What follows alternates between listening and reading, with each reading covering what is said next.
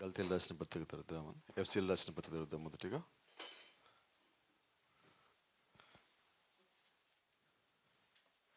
ఎఫ్సీలు రాసిన పత్రిక 5వ అధ్యాయము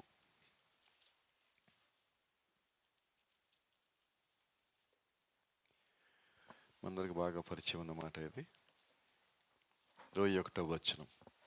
book of Ephesians chapter 5 verse 21. ఎఫ్సీలు రాసిన పత్రిక 5:21 నుంచి చదువుదాం. క్రీస్తునందలి భయముతో ఒకరికొకడు లోబడి ఉండడి. స్త్రీలారా, ప్రభువుకు వలె మీ సొంత పురుషులకు లోబడి ఉండడి. సంఘము క్రీస్తునకు లోబడినట్టుగా భార్యలు కూడా ప్రతి విషయంలోనూ తమ పురుషులకు లోబడవలెను. పురుషులారా, మీరును మీ భార్యలను ప్రేమించుడి. అటువలే క్రీస్తు కూడా సంఘమును ప్రేమించి అది కళంకమైనను ముడతైనను అతిది మరి ఏదైనను లేక పరిశుద్ధమైనది గాను నిర్దోషమైనది గాను మహిమగల సంఘముగాను ఆయన తన ఎదుట దానిని నిలబెట్టుకొనవలనని వాక్యముతో ఉదక స్నానం చేత దాన్ని పవిత్రపరిచి పరిశుద్ధపరచుటకై దాని కొరకు తన్ను తాను అప్పగించుకొనను. Praise the Lord. కొలస్సీలు రాసిన పత్రిక మొదటి అధ్యాయం. Book of Colossians chapter 1 from verse 18. కొలస్సీలు రాసిన పత్రిక 1వ అధ్యాయము 18వ వచనం. సంఘమను శరీరమునకు ఆయనే శిరస్సు.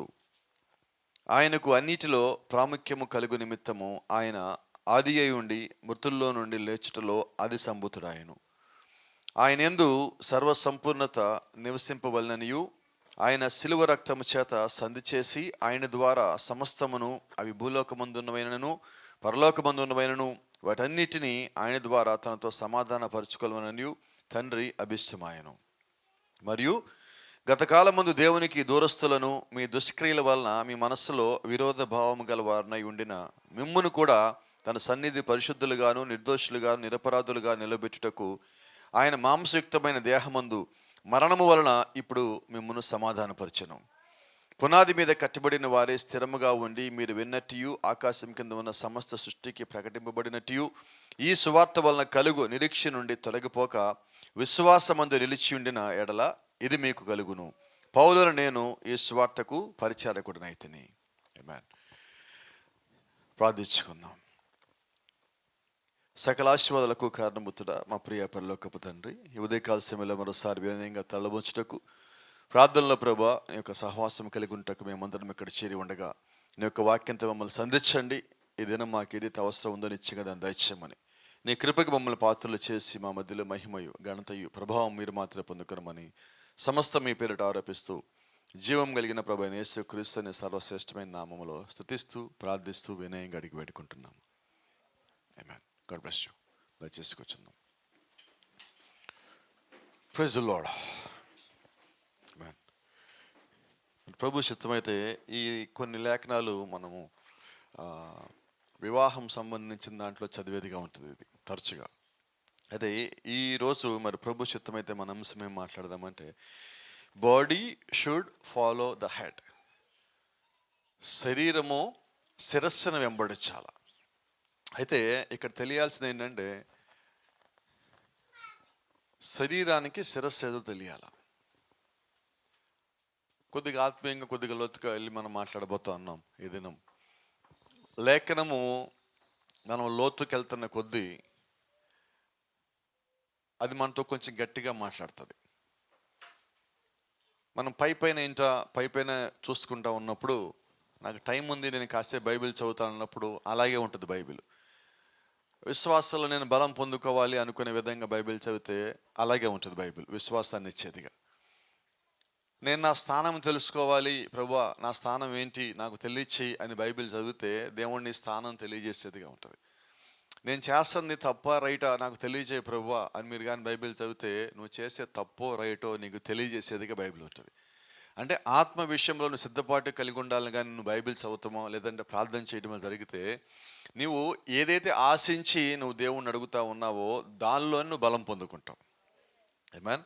కాబట్టి ఈరోజు మన ఆలోచన ఏంటంటే వాక్యం కొంచెం లోతుకెళ్ళి చూద్దామని.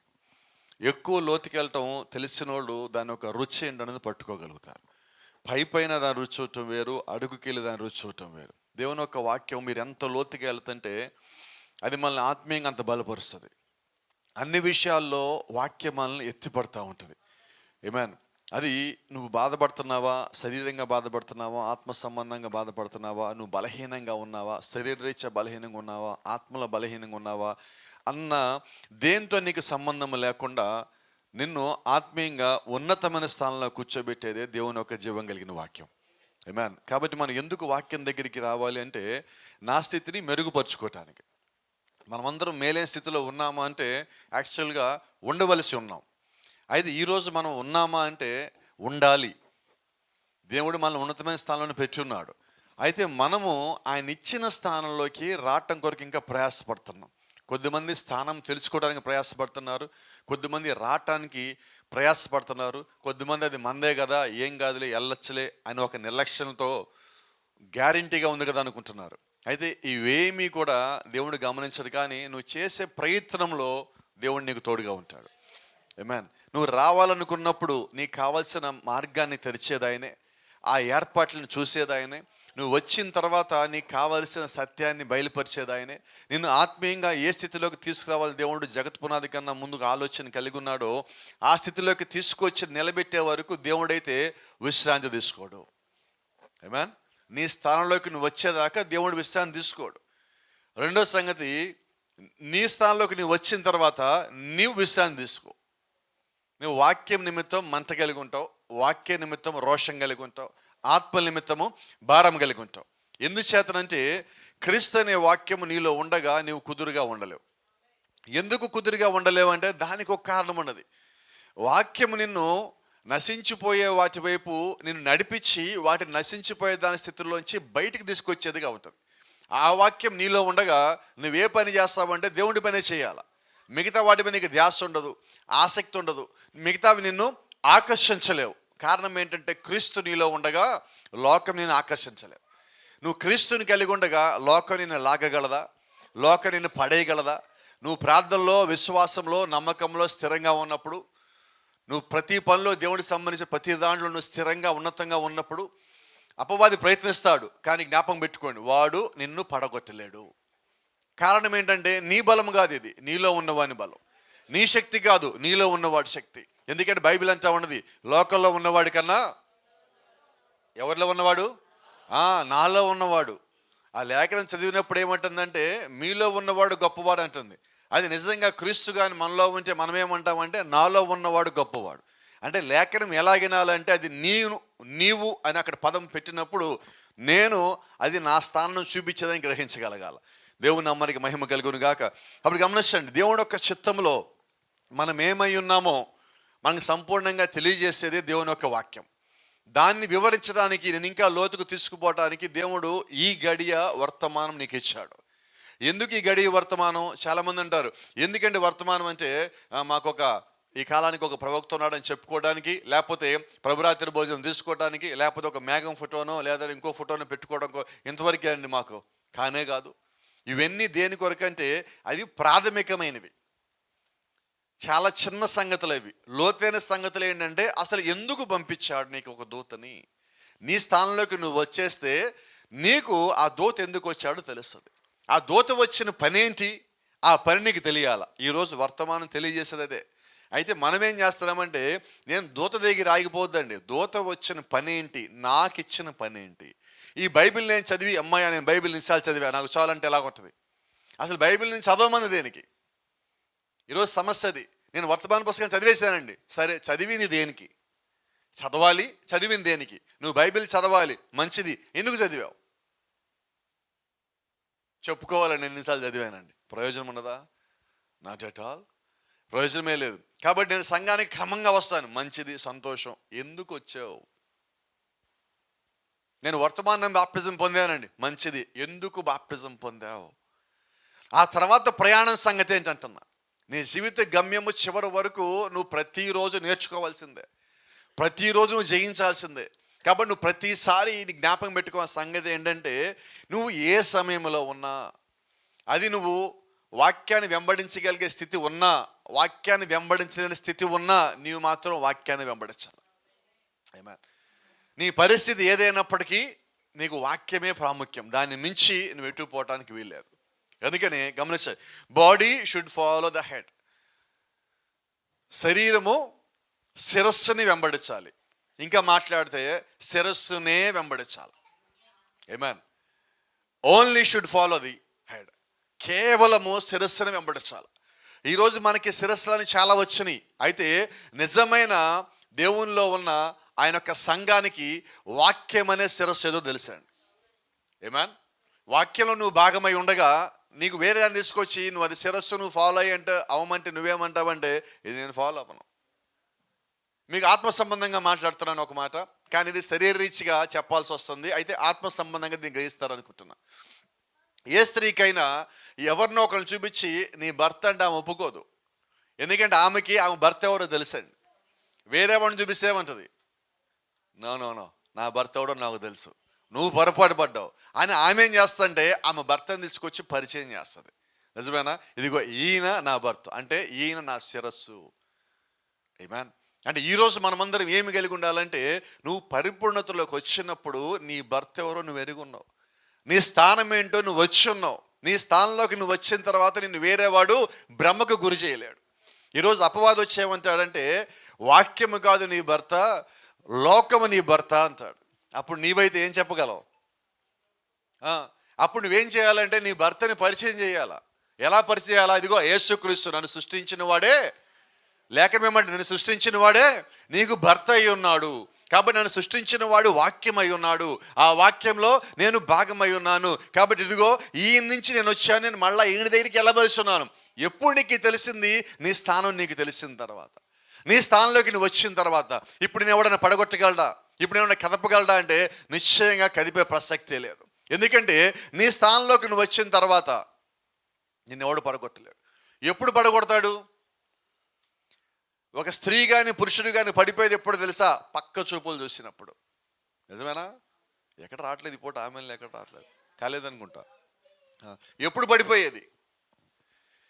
నీకు ఉన్నదాన్ని, నీకు ఇచ్చిన దాన్ని కాకుండా నువ్వు వేరే దాని వైపు చూసినప్పుడే నువ్వు పడిపోవటం ప్రారంభించబడ్డామని. ఇప్పుడు మనం ఆల్రెడీ పడిపోయిన మానవ జాతిలో ఉన్నాం. మళ్ళా మనం ఇక్కడి నుంచి కూడా పడితే ఇంకెక్కడికి? ఆత్మ సంబంధమైన స్థితి నుంచి శరీర సంబంధమైన స్థితిలోకి వచ్చాం. కాలం లేని స్థితిలో నుంచి కాలజీవులుగా మారి ఉన్నాం. మనం ఇక్కడి నుంచి కూడా పడిపోతే ఇక్కడి నుంచి మనం కిందకి పోవటం అంటే పాతాళానికి పోవటం. మనం ఇక్కడికి వచ్చింది దానికంటే పాతాళానికి వెళ్ళటానికి కాదండి, పరలోకం పోవటానికి. నువ్వు పడిపోయావన్న సంగతి నీకు జ్ఞాపకం ఉంటే ఇప్పుడు నిన్ను పడిపోయిన వాడిని లేపటం కొరకు దేవుడు వచ్చున్నాడు. పడిపోయిన వాడిని తిరిగి ఆ స్థానంలోకి తీసుకెళ్ళడానికి ఆయన రక్తం ఇచ్చున్నాడు, శక్తి ఇచ్చున్నాడు, వాక్యం ఇచ్చున్నాడు, పరిశుద్ధాత్మ ఇచ్చున్నాడు, 7 పనివారిని ఇచ్చున్నాడు. నీ స్థానం నీకు తెలియజేశాడు. నువ్వు ఇక్కడి నుంచి ఎంతకన్నా కిందకి పోవు, ఇక్కడి నుంచి నువ్వు పైకే రావాల్సి ఉన్నావని దేవుడు సమస్తం మనతో మాట్లాడున్నాడు. ఇక నేను ఇప్పుడు దేని వైపు చూడాలా? అవునా? గట్టిగా చెప్పరండి ఎవరు? పైకే చూడాలా. అంటే ఇప్పుడు మన దృష్టి ఎట్టుండాలా? దేవుని వైపు. అంటే కరెక్ట్గా మాట్లాడితే నీ శిరస్సు వైపు, నీ శిరస్సు వైపే నీ ఆలోచనలు ఉండాలా. కానీ ఇప్పుడు లోకం ఏమంటుందంటే నీ శిరస్సు క్రీస్తు కాదు, నీ శిరస్సు వేరే ఎవరు అన్నప్పుడు నీకు నీ సత్యం, నీ గురించి నీకు సత్యం తెలిసినప్పుడు లోకం చెప్పేదాన్ని నువ్వు చూడలేవు, లోకం చెప్పేదాన్ని నువ్వు నమ్మలేవు, దాన్ని వెంబడించలేవు. కారణం ఏంటంటే వధువుకి లేదంటే ఒక స్త్రీకి 2 లేకపోతే 2 శిరస్సులు ఉండవు. లేఖనం కూడా చెప్తా ఉన్నది, ఒక పనివాడికి 2 యజమానులు ఉండలేరు. ఎందుకని ఉండలేరంటే ఒకేసారి నువ్వు 2 యజమానుల దగ్గర ఎలా పని చేయగలవు? ఈరోజు మనం చేస్తున్న పని అదే. కరెక్ట్గా మాట్లాడితే ఆదివారం మన యజమాని ఎవరు? నిజమైన మాట. సోమవారం చెప్పండి. సోమవారంకి వచ్చేసరికి యజమాని ఎందుకు మారుతున్నాడు? అవునా? అంటే ఇప్పుడు సోమవారం నా యజమాని ఎవరై ఉండాలి? Who should be my master on the Monday? ఆదివారం ఎవరో సోమవారం కూడా ఆయనే ఉండాలి కదా. కానీ మనం ఏం చేస్తున్నామంటే యేసుక్రీస్తుని ఆదివారానికి దేవుని చేసేసాం. లోకస్తులు చేస్తున్నట్టు వాళ్ళకి ఒక పండగ కావాలి, నెలకు ఒక పండగ పెట్టుకున్నారు, 12 నెలలకి 12 పండుగలు పెట్టుకున్నారు, వాళ్ళకి ఆ ఒక్కరోజు వాళ్ళ దేవుడు. మరి మనం కూడా ఏం చేస్తున్నాం? వాళ్ళకైనా కొద్దిగా మించాం. వాళ్ళకి 12 వారాలే, 12 సార్లే కదా వచ్చేది పండగలు. మనకేమో 52 వస్తాయి సంవత్సరంలో, 52 ఆదివారాలు కదా. ఇప్పుడేం చేసుకున్నాం మనం? ఇప్పుడు నేనంటాను, మరి లోకస్తులకి మనకి తేడా ఏంటండి? వాస్తవంగా మాట్లాడుకుందాం, అంతేనా? నిజంగా మాట్లాడుకుందామా? ఒకసారి ఆదివారం మన చర్చికి ఎలా రెడీ అయ్యి వస్తాం? ఒక ఫంక్షన్కి, ఒక పార్టీకో, ఒక గెట్ టుగెదర్కి వెళ్ళాలంటే ఎలా రెడీ అవుతాం? నిజం చెప్పండి. ఇట్లాగే వెళ్తారా? No no no no. ఎక్కడికి వెళ్తున్నాం?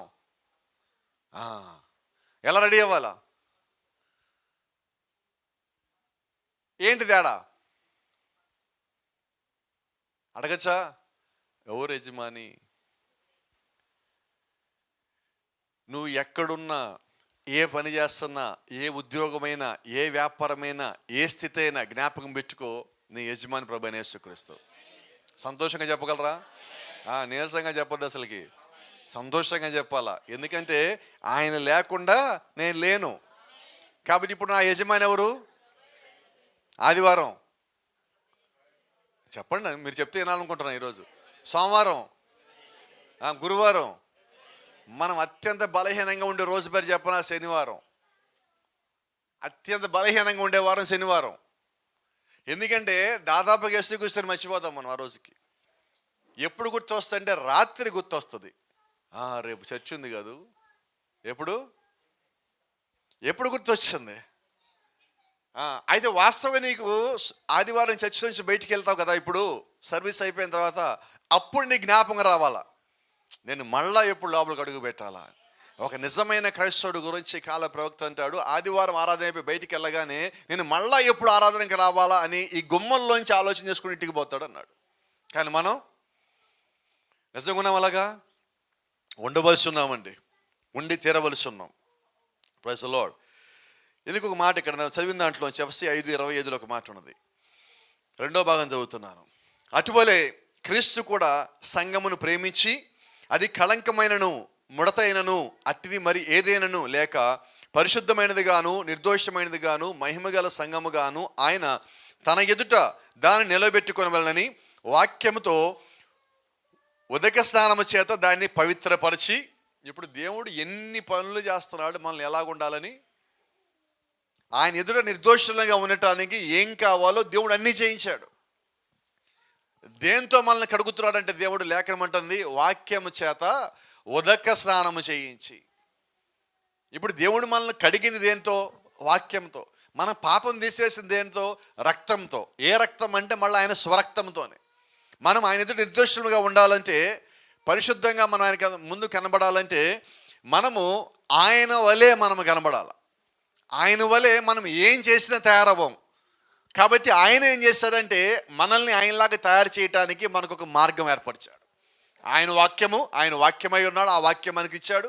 ఆయన ఆత్మై ఉన్నాడు, ఆయన ఆత్మ మనకిచ్చాడు. ఆయన రక్తం మనకిచ్చాడు. కరెక్ట్గా మాట్లాడితే ఏదైనా తోటలో ఆదాము అవ్వను చూసినప్పుడు పలికిన మాటలు మీకు జ్ఞాపకం ఉన్నాయా? మొదటిసారి అవ్వను చూసినప్పుడు ఆయన ఏం పలుకున్నాడు? నా ఎముకల ఎముక, నా మాంసంలో మాంసము, నువ్వు నా నుంచి తీయబడ్డావు కాబట్టి నువ్వు నారి అనబడతావు. Praise the lord. ఇప్పుడు నిజంగా మాట్లాడితే మనం ఎక్కడి నుంచి తీయబడ్డాం? క్రీస్తు వాక్యమై ఉంటే మనం దేంట్లోంచి వచ్చాం అంటే ఇప్పుడు మనం ఏమై ఉండాలి? మరి యేసుక్రీస్తు పరిశుద్ధుడైతే మనం ఆయన నుంచి తీయబడితే మనం ఏమై ఉండాలి? ఆయన నిర్దోషి అయితే మనం ఆయన నుంచి తీయబడినట్లయితే మనం ఏమై ఉండాలి? ఆయనలో ఏ కళంకము లేదు కాబట్టి మనం ఒకవేళ ఆయనలో ఉన్నట్లయితే, ఆయన నుంచి బయటికి తీయబడ్డట్టయితే మనలో ఏం ఉండకూడదు?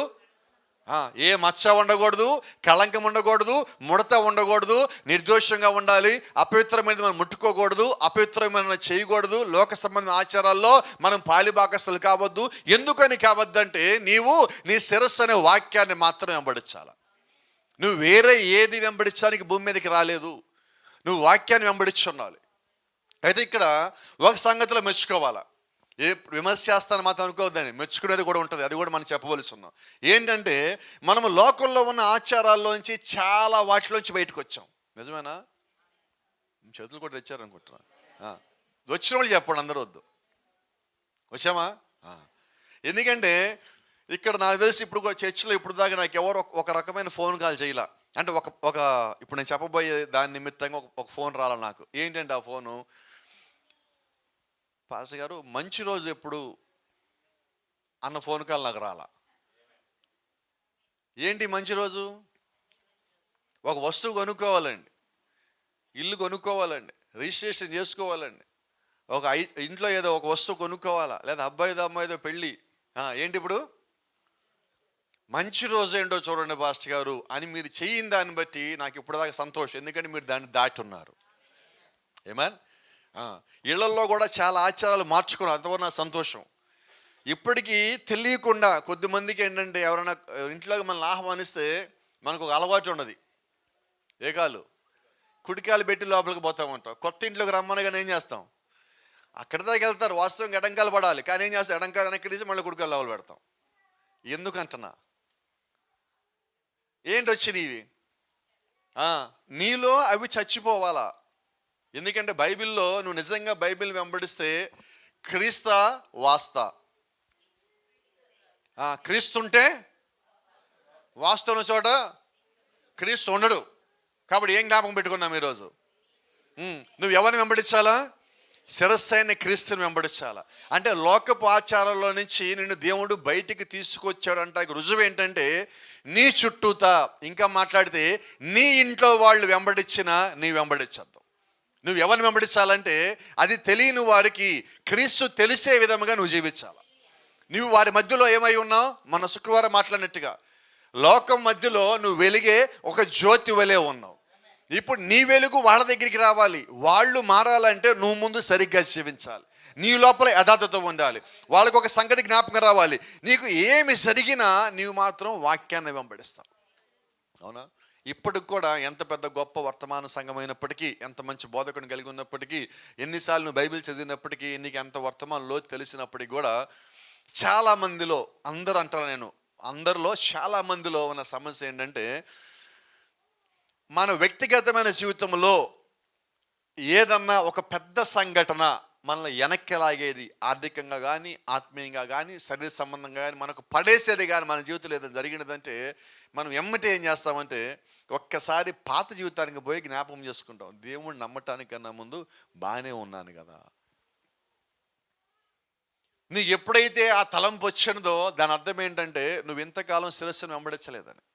నువ్వు నిజంగా శిరస్సును వెంబడిస్తే నువ్వేం చేస్తావంటే, ఇంతకాలం దేవుడు నాకు తోడుగా ఉన్నాడు కదా, ఈ సమయంలో ఆయన తోడుగా ఉంటాడు కదా అని ఒక విశ్వాసం లోపల ఉంటుంది.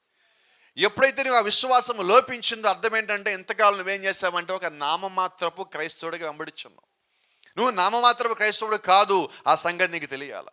నువ్వు క్రీస్తులో పాతి పెట్టబడిన విశ్వాసమై ఉన్నావు, ఆయన యొక్క ఆత్మలోని పానం చేసిన విశ్వాసమై ఉన్నావు, ఆయన యొక్క రక్తములో కడగబడిన విశ్వాసమై ఉన్నావు, నువ్వు నీతీకరించబడి ఉన్నావు, శుద్ధీకరించబడి ఉన్నావు, నీ కొరకు దేవుడు సమస్త ఏర్పాట్లు చేస్తున్నాడు. కాబట్టి ఈరోజు నీ యొక్క స్థానం ఏంటంటే నీ శారీరకంగానో ఆత్మీయంగానో కుటుంబంలో వచ్చే చిన్న సంఘటన నిన్ను కదిలించలేదు. ఎందుకని కదిలించలేదంటే నువ్వు క్రీస్తులో నాటబడి ఉన్నావు. ఆ నాటబడిన కారణం చేత నువ్వు శక్తిని, బలమును నువ్వు లోకం నుంచి పొందుకోవటంలా క్రీస్తునే వేరులోంచి నువ్వు పొందుకుంటున్నావు, క్రీస్తునే చెట్టులోంచి నువ్వు పొందుకుంటా ఉన్నావు. ఆ బలము వాక్యపు బలమై ఉన్నది, ఆ బలము దేవుడిచ్చిన బలమై ఉన్నది, ఆ శక్తి దేవుడి నుంచి వచ్చిందై ఉన్నది. కాబట్టి నువ్వు ఎంతవరకు నీ ఆలోచన ఎక్కడ ఉండాలంటే నన్ను ఇక్కడ దాకా తీసుకొచ్చిన ఆయనే ఇక ముందు కూడా తీసుకుపోగలడు కదా. నువ్వు ఎప్పుడైతే అటువంటి నమ్మకానికి వచ్చున్నావో అపవాదిని నువ్వు జయించడం ప్రారంభించావని. అపవాది అంటే మన కళ్ళ ముందు వాడు పెద్ద ఆకారంతో వచ్చి నిలబడండి, నీ కుటుంబంలో వచ్చే సమస్యలను వాడిని కనిపిస్తూ ఉంటాడు. వాడిని ఎలాగా నిన్ను భయపెట్టాలో, ఎలాగ బాధ పెట్టాలో వాడు ఎక్స్పర్ట్ ఆ విషయాల్లో.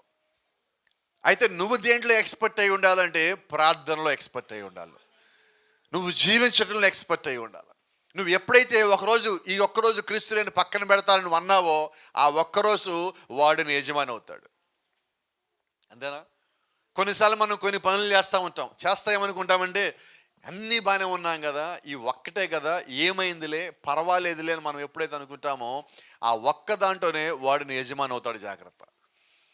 ఇక్కడ ఇంకో సంగతి ఏంటంటే వాడు నీ జీవితంలో ఏదైనా ఒక దాంట్లో నువ్వు చేసే ఒక తప్పులోనో, ఒక పాపంలోనో, ఒక అబద్ధంలోనో నీకు కానీ వాడు యజమాని అయ్యాడంటే వాడు నిన్ను విడిచిపెట్టిపోడు. వాడిని పంపించాలంటే మళ్ళీ నువ్వు చాలా ప్రయాసపడాలా, చాలా కష్టపడాలా, నువ్వు చాలా త్యాగం చేయాల్సి ఉంటుంది. వాడు ఎటువంటి వాడు చెప్పనా, వాడు నీ బలం మీద కొట్టడు, నీ బలం జోలికి కూడా రాడు.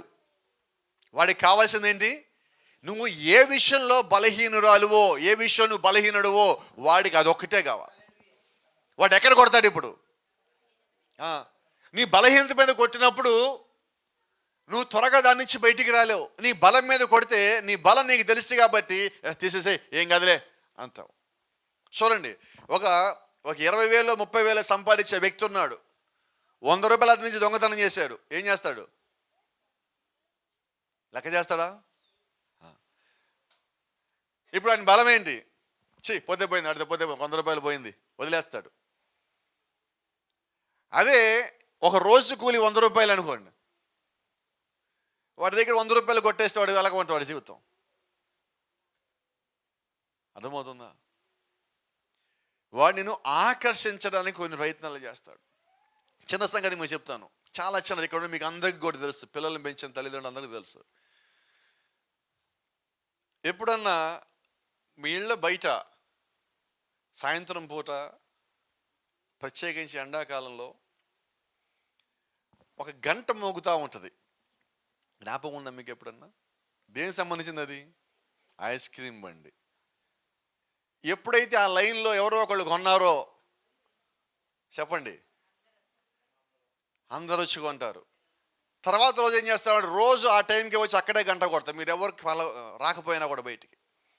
మీ ఇంట్లో పిల్లలు మీరు ఏం చెప్పిన వినరు కానీ ఆ గంట శబ్దం మాత్రం గుర్తుపెట్టుకొని వింటారు. వాడు రాగానే ఏం చేస్తారు?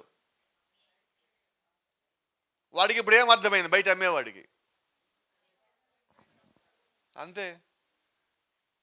ఇప్పుడు అపవాదం ఏం చేస్తున్నాడు? ఎక్కడ బలహీనలు ఉన్నాడో అదే రోడ్డుకి వాడు రోజు వస్తాడు. ఏ ఇంట్లో బలహీనలు ఉన్నాడో ఆ ఇంటికి రోజు వస్తాడు వాడు. నువ్వు ఎంతవరకు వాళ్ళని బంధిస్తావో చెప్పు. నా మాటలు మీకు అర్థమవుతుంది అనుకుంటున్నాను నేను. అంటే వాడు ఏం చేస్తాడంటే నిన్ను విడిచిపెట్టటలా. నా మాట అర్థం చేసుకోండి. ఇప్పుడు పిల్లలకి నీవు దాన్ని అర్థమయ్యేలాగా చెప్పాలా. వాళ్ళ స్థితి ఏంటి, వాళ్ళ స్థానం ఏంటి, ఎందుకు ఇది నీకు ఇవ్వట్లేదని వాళ్ళకి అర్థమయ్యేలా చెప్పాలి. అలా చెప్పినప్పుడు నువ్వు రోడ్డు మీద నుంచోబెట్టినా వాడు క్షేమ చేయలేడు. ఈరోజు నీ పరిస్థితి కూడా అదే. నీ స్థానం ఏంటో నీకు తెలిసిన తర్వాత నీ మీద ఎవడు ప్రభావం చూపించలేడు. నీ స్థానం నీకు తెలియలేదంటే నువ్వు ప్రభావంలో పట్టము, తప్పులో పట్టము, పాపంలో పట్టము, పడిపోవటము, జారిపోవటం, ఇవన్నీ కూడా నీ స్థానం నీకు తెలియనప్పుడే. నువ్వు పరిశుద్ధాత్మను పొందుకున్నావు, ఇప్పుడు చెప్పండి మిమ్మల్ని పడేసేవాడు ఎవడో? నువ్వు నిజంగా యేసుక్రీస్తు యొక్క శరీరం అయి ఉంటే, నిజంగా ఆయన యొక్క రక్తము చేత వెలపెట్టి కొనబడిన సంఘం అనే శరీరముగా నువ్వై ఉన్నట్లయితే నీ మీద ఎవరిని ప్రభావం ఉండాలా? దేవుని యొక్క రక్తం యొక్క ప్రభావం ఉండాలా. పాత నిబంధనలో బలి చేసినప్పుడు దాని గురించి అక్కడ ఒక మాట ఉన్నది.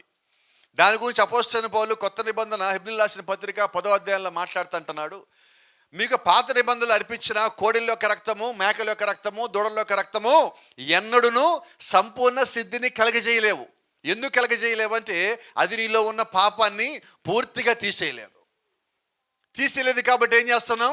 ప్రతి సంవత్సరం పాపాలు చేస్తున్నాం. ప్రతి సంవత్సరం గమనించండి, పాత నిబంధనలో ఆ యెరూషలేము దేవాలయం దగ్గరికి వచ్చి ప్రతి సంవత్సరము ప్రతి ఒక్క వ్యక్తి, ఆ 12 గోత్రంలో ఉన్న ప్రతి ఒక్క వ్యక్తి వచ్చి అక్కడ బలి అర్పించాలి ప్రతి సంవత్సరం. ఎందుకని? ఆ సంవత్సరం చేసిన పాపాలన్నీ అక్కడ అప్పచెప్పాలి లెక్క. మరి ఈరోజు మన సంగతి ఏంటి? మనం ఎక్కడ అప్పచెప్తున్నాం? ప్రతి సంవత్సరం పాపాలు అప్పచెప్పట్లేదండి. మన పాపాలు చేయటం లేదా? నిజం చెప్పండి. పాత నిబంధనలో వాళ్ళు సంవత్సరం కాలంలో చేసిన పాపాల కన్నా ఇప్పుడు నెలలో చేసే ఎక్కువ. నిజమేనన్నమాట. మరి పాపాలు అప్పుడు చేసింది తక్కువ, ఇప్పుడు చేసింది తక్కువ అంటే అప్పుడు చేసింది తక్కువ. మరి అప్పుడు చేసింది తక్కువైనప్పటికీ వాళ్ళు ప్రతి సంవత్సరం పోయి ఒక గొర్రెనో మేకనో దూడను తీసుకెళ్ళి బలిగా అర్పించారు. ఎందుకు అర్పించారంటే వాళ్ళ పాపాలు తీసేసుకోవటానికి. మీ గతంలో కూడా చెప్పున్నాం, వాళ్ళ పాపాలు తీసేసుకోవటానికి వాళ్ళ గొర్రెను తీసుకుపోయినప్పుడు ఆ ఆవరణ దగ్గర వాడు నిలబడినప్పుడు ఆ లోపల ఉన్న యాజకుడు వచ్చి ఆ గొర్రె పిల్ల మీద యాజకుడు చెయ్యించాలా. ఆ పాపాన్ని తీసుకొచ్చి, పాప బలి నిమిత్తం తీసుకొచ్చిన గొర్రెని తీసుకొచ్చిన వ్యక్తి ఎవరైతే ఉన్నారో ఆ వ్యక్తి కూడా ఆ గొర్రె మీద చేయబెట్టాలా. వాళ్ళిద్దరు కలిసి దాని మీద చేతులు ఉంచగా అక్కడున్న ఆ లేవీలు, అక్కడ పనివారు ఆ గొర్రెని నరికినప్పుడు, దాన్ని వధించినప్పుడు ఆ రక్తం ఆ యాజకుడి మీద, పాపం చేశానని చెప్పి తీసుకొచ్చిన ఆ వ్యక్తి మీద రక్తం పడాల. ఇప్పుడు ఇతను ఎంతవరకు అక్కడ నిలబడి ఉండాలంటే ఈ బలిని తీసుకొచ్చిన వ్యక్తి ఆ గొర్రె పూర్తిగా చనిపోయి కదలని స్థితికి వచ్చేదాకా ఇతను అక్కడే ఉండాలి. అప్పుడు ఇతనికి ఏం అర్థం కావాలంటే, నేను చేసిన పాపము నిమిత్తం ఇది చనిపోయినది, కాబట్టి ఇది దానిలో దోషం లేదు, దోషం నాలో ఉన్నది. ఇది మొదటిసారి తీసుకొచ్చి మన కళ్ళ ముందు మన నిమిత్తం ఇంకో దాన్ని బలి అర్పించినప్పుడు మళ్ళీ మార్పు వస్తుందా రాదా? మొదటిసారి ఒక 10 సార్లు మనం చేసాం. ఇప్పుడు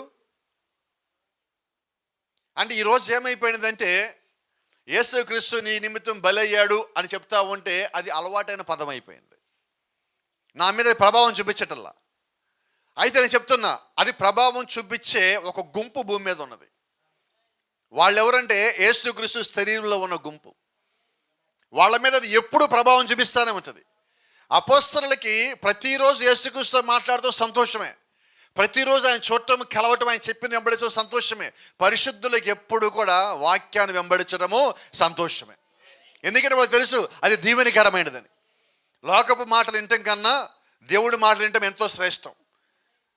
కాబట్టి గమనించండి, అది ప్రతిరోజు అతని కళ్ళ ముందు జరుగుతూ ఉన్నప్పుడు, ప్రతి సంవత్సరం జరుగుతూ ఉన్నప్పుడు అతనిలో పాపం పట్ల ఉన్న భయం పోయినది. ఇది రోజు ఎలాగైందంటే చెప్పరా, ప్రాఫెట్ చెప్తున్నట్టు, ఇదిగో ఈ గొర్రెని తీసుకొచ్చా, ఇది నా కోసం బలిగా అర్పించండి. ఎక్కడుంది దాని లోపల? పశ్చాత్తాపం. అవునా? కరెక్ట్గా మాట్లాడితే ఈరోజు మన సంఘాలకు కూడా అలాగే వస్తున్నాం. సంఘానికి అలాగైపోయాం మనం ఈరోజు. అంటే సంఘానికి వచ్చింది దేనికంటే, నువ్వు నేను సంఘంలో ఒక విశ్వాసిని చెప్పడానికి కాదు, నువ్వు దేవుని సంబంధివి అని నీకు తెలిసి నువ్వు ఇక్కడికి వచ్చావు. నేను ఇంకా క్రీస్తులో నేను మెరుగవ్వాలి, ఇంకా నేను బలమైన విశ్వాసిగా మారాలి, ఆయన రాకడ కొరకు నేను సిద్ధపడాలి. నువ్వు నిజమైన దేవుని యొక్క వాక్యాన్ని వెంబడిస్తట్లయితే నీ లోపల లోక సంబంధమైన ఒక్క ఆలోచన విషయంలో కూడా నేను అడిగితే నీ దగ్గర జీరోగా ఉండాలి. అవన్నీ ఉన్నాయా? ఈరోజు మనం ఒక్క స్థితి నుంచి ఇంకో స్థితికి వచ్చాం. యథార్థంగా ఉండే స్థితి నుంచి దాచిపెట్టడం, ఇంకో భాషలో మాట్లాడితే కప్పిపుచ్చటం అంట. దానికి ఇప్పుడు ఒక పదం ఉన్నది, చిన్న సంగతి చెప్తాను. ఒక వ్యక్తి గుంబల నుంచి ఇలాగ వచ్చాడు, పొరపాటున కాళ్ళ దగ్గర కింద పడ్డాడు. అరే కింద పడ్డావేంటి లేపడానికి వెళ్తే అతను అంటున్నాడు, చెప్పండి, ఈ టైల్స్ అభ్రంగా వేసారు కదా, ఎలా కొన్నాయో చూద్దామని వచ్చేలే అన్నాడు.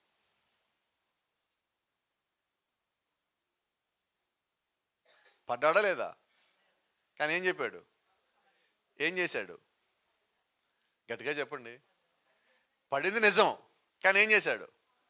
ఇప్పుడు మనం ఏం చేస్తున్నాం? లోకంలోకి పోయే సంగతులన్నీ నిజమే, లోకంలో చేసే పనులు నిజమే, కానీ అడిగితే అభ్రంగా రీటైల్ చేశారు చూస్తానికి వచ్చాను. అంతేనా? అయితే నేనేమంటున్నానంటే, నువ్వు పడటం చూసినప్పుడు తెలుసు నువ్వు టైల్స్ కోసం పడ్డావా మామూలుగా పడ్డావా అని. నా మాటలు అర్థమవుతుంది అనుకుంటున్నాను. అంటే ఇప్పుడు యేసుక్రీస్తు చూస్తున్నాడా లేదా నిన్ను? అప్పుడు చూసేవాడు ఏమంటున్నాడు? అని అంటాడు, నువ్వు అభ్రంగా టైల్స్ కోసం పడలేదు అంటాడు. మరి దేనికోసం పడ్డట్టు? వేయామూరుపాటుగా ఉండి నీ ధ్యాస ఇక్కడ లేక. నిజమేనండి, మనం ఈరోజు పడిపోవడానికి కారణం ఏంటంటే వాక్యం మీద, ప్రార్థన మీద ధ్యాస లేక, సమయం లేక.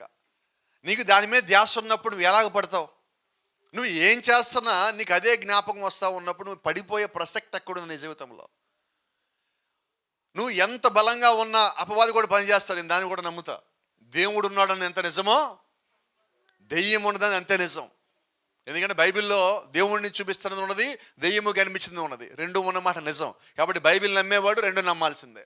కాబట్టి బైబిల్లో కూడా ఉన్నది, నువ్వు దేవుడి వాక్యాన్ని పరిపూర్ణంగా వెంబడిస్తున్నప్పుడు అపవాది వచ్చి నువ్వు శోధించేది జరుగుతుంది, నేను పడగొట్టేది జరుగుతుంది.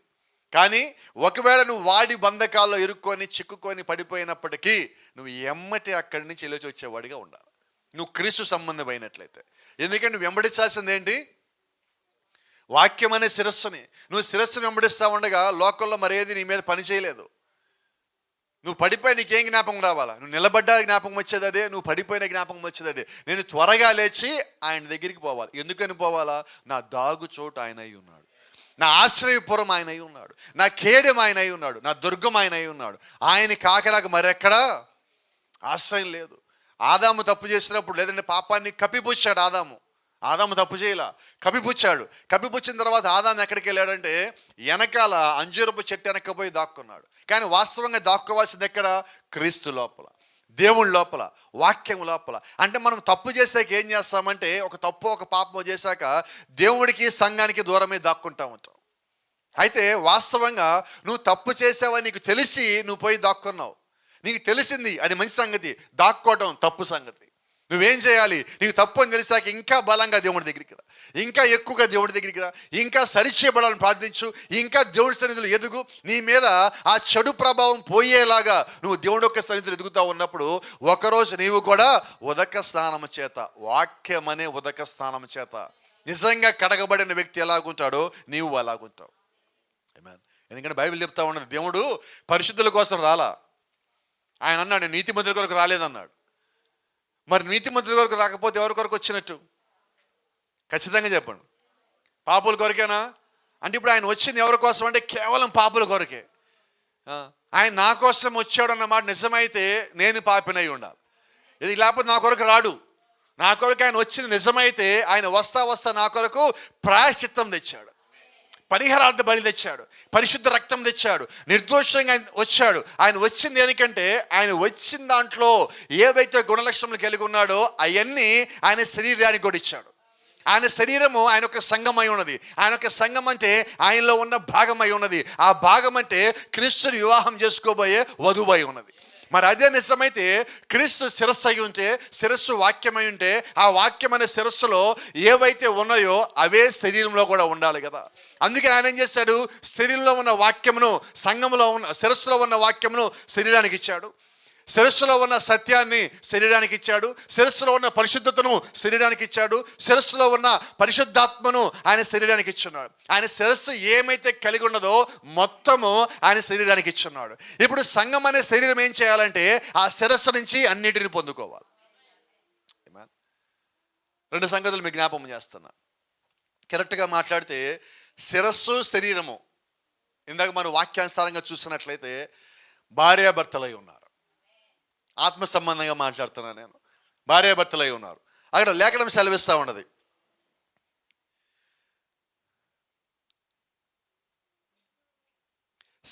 ఎఫెసీయుల పత్రిక 5:24, సంఘము క్రీస్తునకు లోబడినట్టుగా. రైట్, ఈ యొక్క మాట చెప్దాం. సంఘము క్రీస్తునకు లోబట్టినట్టుగా. ఇప్పుడు క్రీస్తు ఎవరు సంఘం లోబట్టడానికి? శిరస్సు. ఇంకా ఆత్మీయమైన భాషలో మనకు అర్థమయ్యేలాగా మాట్లాడాలంటే, అంటే ఇక్కడ పౌలు గారు పోలుస్తున్న విధానంలో తీసుకొని వస్తున్నా. ఆయన భార్యాభర్తల గురించి, కుటుంబం గురించి మాట్లాడుతా క్రీస్తు గురించి, సంఘం గురించి మాట్లాడుతున్నాడు. భార్యాభర్త గురించి మాట్లాడుతున్నాడు, క్రీస్తు గురించి, సంఘం గురించి మాట్లాడుతాడు. అంటే క్రీస్తుని, సంఘముని భార్యాభర్తలుగా ఆయన పోలుస్తూ ఉన్నాడు. మరి అదే నిజమైతే ఇప్పుడు కుటుంబంలో కూడా భార్యాభర్త ఎలా ఉండాలా? గట్టిగా చెప్పండి. ఎవరు లేరా? కుటుంబాలు లేవా ఇక్కడ? ఉండే చెప్పండి, ఎలా ఉండాలా? ఇప్పుడు కూడా ఇంకా నేను గమనిస్తానే ఉన్నా. నేను చెప్పడానికి ఇష్టపడలే కానీ గమనిస్తానని చెప్తున్నాను. కొన్ని ఎవరి మీద పెత్తనం చేసేది లేదు. నిజమేనా? ఎవరి మీద పెత్తనం చేసేది లేదు. కానీ ఈరోజు ఏంటంటే ఇంకా పెత్తనం కోరుకునే దాంట్లో మనం ఉన్నాం. అది ఎలాగొస్తుందంటే మనం జీవించేదాన్ని బట్టి నా కుటుంబంలో గౌరవం ఉంటుంది. అవునా? నేను నిన్ను పోషించేవాడిగా ఉన్నప్పుడు మీరు నన్ను గౌరవించేవారిగా ఉంటాను. నేను మిమ్మల్ని ప్రేమించేవారిగా ఉన్నప్పుడు తిరిగి నన్ను ప్రేమిస్తారు. నేను మిమ్మల్ని గౌరవిస్తావంటే తిరిగి నన్ను గౌరవిస్తారు. నేను గౌరవించను, నువ్వు మాత్రం నన్ను గౌరవించంటే రైట్. ఇప్పుడు సంఘము క్రీస్తుని గౌరవించకపోతే, సంఘము క్రీస్తుని ప్రేమించకపోతే ఇలా మాట్లాడుకుందాం. బైబిల్ చెప్తా ఉన్నది, కింద మాటలో ఉన్నది, క్రీస్తు కూడా సంఘమును ప్రేమించి. క్రీస్తు ఏం చేశాడు? ఇప్పుడు పౌలు గారు భార్యాభర్తలకు ఏం చెప్తున్నాడంటే, క్రీస్తు సంఘమును ప్రేమించినట్లుగా భర్త తన భార్యను ప్రేమించాలంటున్నాడు. నిజమేనా? ఇప్పుడు చెప్పొచ్చు ఒక మాట ధైర్యంగా, యేసుక్రీస్తు సంఘాన్ని ఎన్నిసార్లు కొట్టాడు? నిజం చెప్పండి. మరి ఇక్కడ ఉన్నవాళ్ళు ఎవరు కొట్టలేదు? ఇక్కడ ఉన్నవాళ్ళు మేము కొట్టలేదని అసలు చేయొద్దండి.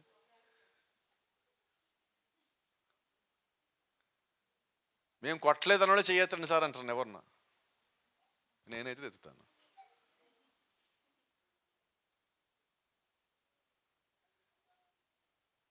అంటే ఇప్పుడు మనం ఎలా ఉండాలంటున్నా?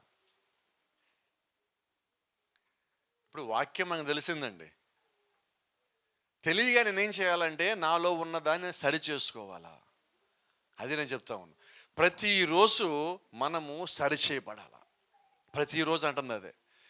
ఎప్పుడు నీ గౌరవం ఉంటుంది? నేను సరిచేయబడాలా. ఈ రోజుకి ఇప్పటికి మనలో ఉన్న సమస్య చెప్పనా, భార్య భర్తలు ఎవరైనా కానీ తప్పు చేస్తే సారీ అని చెప్పగలిగే వాళ్ళు ఎంతమందికి ఉంది ధైర్యం? చేతులు తెచ్చారు మీతో పాటు? చేతులు తెచ్చారా అంటున్నా. తీసుకొని ధైర్యంగా చెప్పండి. ఎవరైనా తప్పు చేస్తే ముందే వెళ్ళిపోయి నేనే తప్పు చేశా అని చెప్పేవాళ్ళు ఎవరంటున్నా?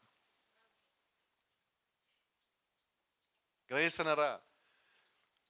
చాలా సందర్భాల్లో తప్పు చేసిన వ్యక్తి ముందుకొచ్చి నేను తప్పు చేశాను అని చెప్పని కారణం చేతే చాలా కుటుంబాలు విడిపోతున్నాయి ఈరోజు. నిజంగా నువ్వు క్రీస్తు ప్రేమ కానీ కలిగి ఉంటే నువ్వు చేసిన తప్పో పాపమో ఏదైతే ఉన్నదో, చూడండి ప్రాఫిట్ కూడా చెప్తా ఉంటాడు, నువ్వు ఒక తప్పు చేసావు, ఒక పాపం చేసావు, నీ పాపం ఎప్పుడు క్షమించబడద్దు అంటే, భార్య భర్తల మధ్యలో మాట్లాడుతున్నాడు, నీ తప్పో నీ పాపం ఎప్పుడు క్షమించబడద్దు అంటే నీ భర్తో నీ భార్యను నీ క్షమిస్తేనే అన్నాడు.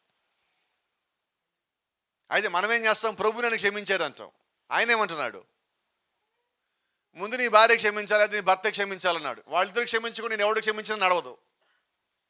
కొన్ని సందర్భాల్లో చెప్తా ఉంటారు, పాస్టర్ గారు నేను తప్పు చేస్తానండి, నేను పాపం చేస్తానండి, నన్ను క్షమించండి అని. నేనెవడిని? నేను పోపుని కాదు, నేను మీకు రక్తం కాచిన వ్యక్తిని కాదు. క్షమించేవాడు దేవుడు. అయితే దేవుడు ఏం చెప్పిన, దేవుడు యొక్క ప్రవక్త చెప్పిన మాట ఏంటంటే, అసలు ముందు నువ్వు పెళ్లి నాటి ప్రమాణాన్ని తప్పున్నావు.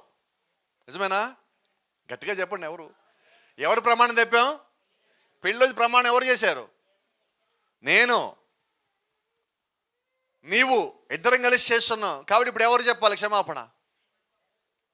అయితే మనం ఎలా చేస్తాం చెప్పనా? కోప్పడం మాకండి, మీకు సత్యం తెలియాలి. ఈరోజు ఆ పెళ్లి రోజు ప్రమాణం చేస్తారు కదా, ఇప్పుడు చెప్పండి ఏం ప్రమాణం చేశారు ఆ రోజు? గుర్తులేదు. కారణం ఏంటి? ఆ రోజు చెప్పేవన్నీ ఆచారం అయిపోయింది. అదేగా చెప్తున్నాం. ఇప్పుడు మన బాధ అంతా అదే కదా. ఆ రోజు ఎంతసేపు నేను కోపడు మనకు అలా చెప్తున్నాను, కానీ నిజం చెప్పాలి కదా మీకు, అందుకని చెప్తున్నా. ఈ పిల్లోడికేమో ఆ అమ్మాయిని చూడాలని ఉంటుంది, ఆ అమ్మాయికేమో ఈ పిల్లోడిని చూడాలని ఉంటుంది. పాస్టర్ గారు ఏం చెప్పించాడో తెలియదు. ఎందుకు పెళ్ళికి వీడియోలు తీసేది? అవన్నీ మళ్ళా గుర్తు చేసుకోవడానికి. కొద్దిమంది అంటారు, ఎప్పుడు మీకు పెళ్ళేందంటే, ఎందుకులే పాస్టర్ గారు పీడకలు, ఇప్పుడు ఎందుకులే పాస్టర్ గారు, ఏం కాలా అప్పుడు అందమైన కళ అన్నావు, అప్పుడు అసలు ఆమె లేకపోతే నేను లేనన్నావు, ఇప్పుడు నిజమే పాస్టర్ గారు ఆమె లేకపోతే నేను ఉన్నానంటున్నాను ఇప్పుడు. అయితే క్రీస్తు ఎప్పుడన్నా కూడా నిన్ను ప్రేమించిన దానికి ఆయన బాధపడేలాగా చేసావా? చెప్పగలరా ఎవరన్నా? ఏ రోజు చేయలేదు చెప్పండి.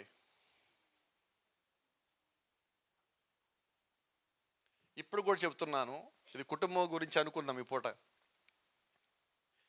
ఉద్దేశపూర్వకంగా భార్యని బాధ పెట్టడానికి, ఉద్దేశపూర్వకంగా భర్తని బాధ పెట్టడానికి ఇంట్లో కొన్ని కార్యక్రమాలు జరుగుతూ ఉంటాయి. నాకు నచ్చని జరుగుతూ ఉన్నప్పుడు.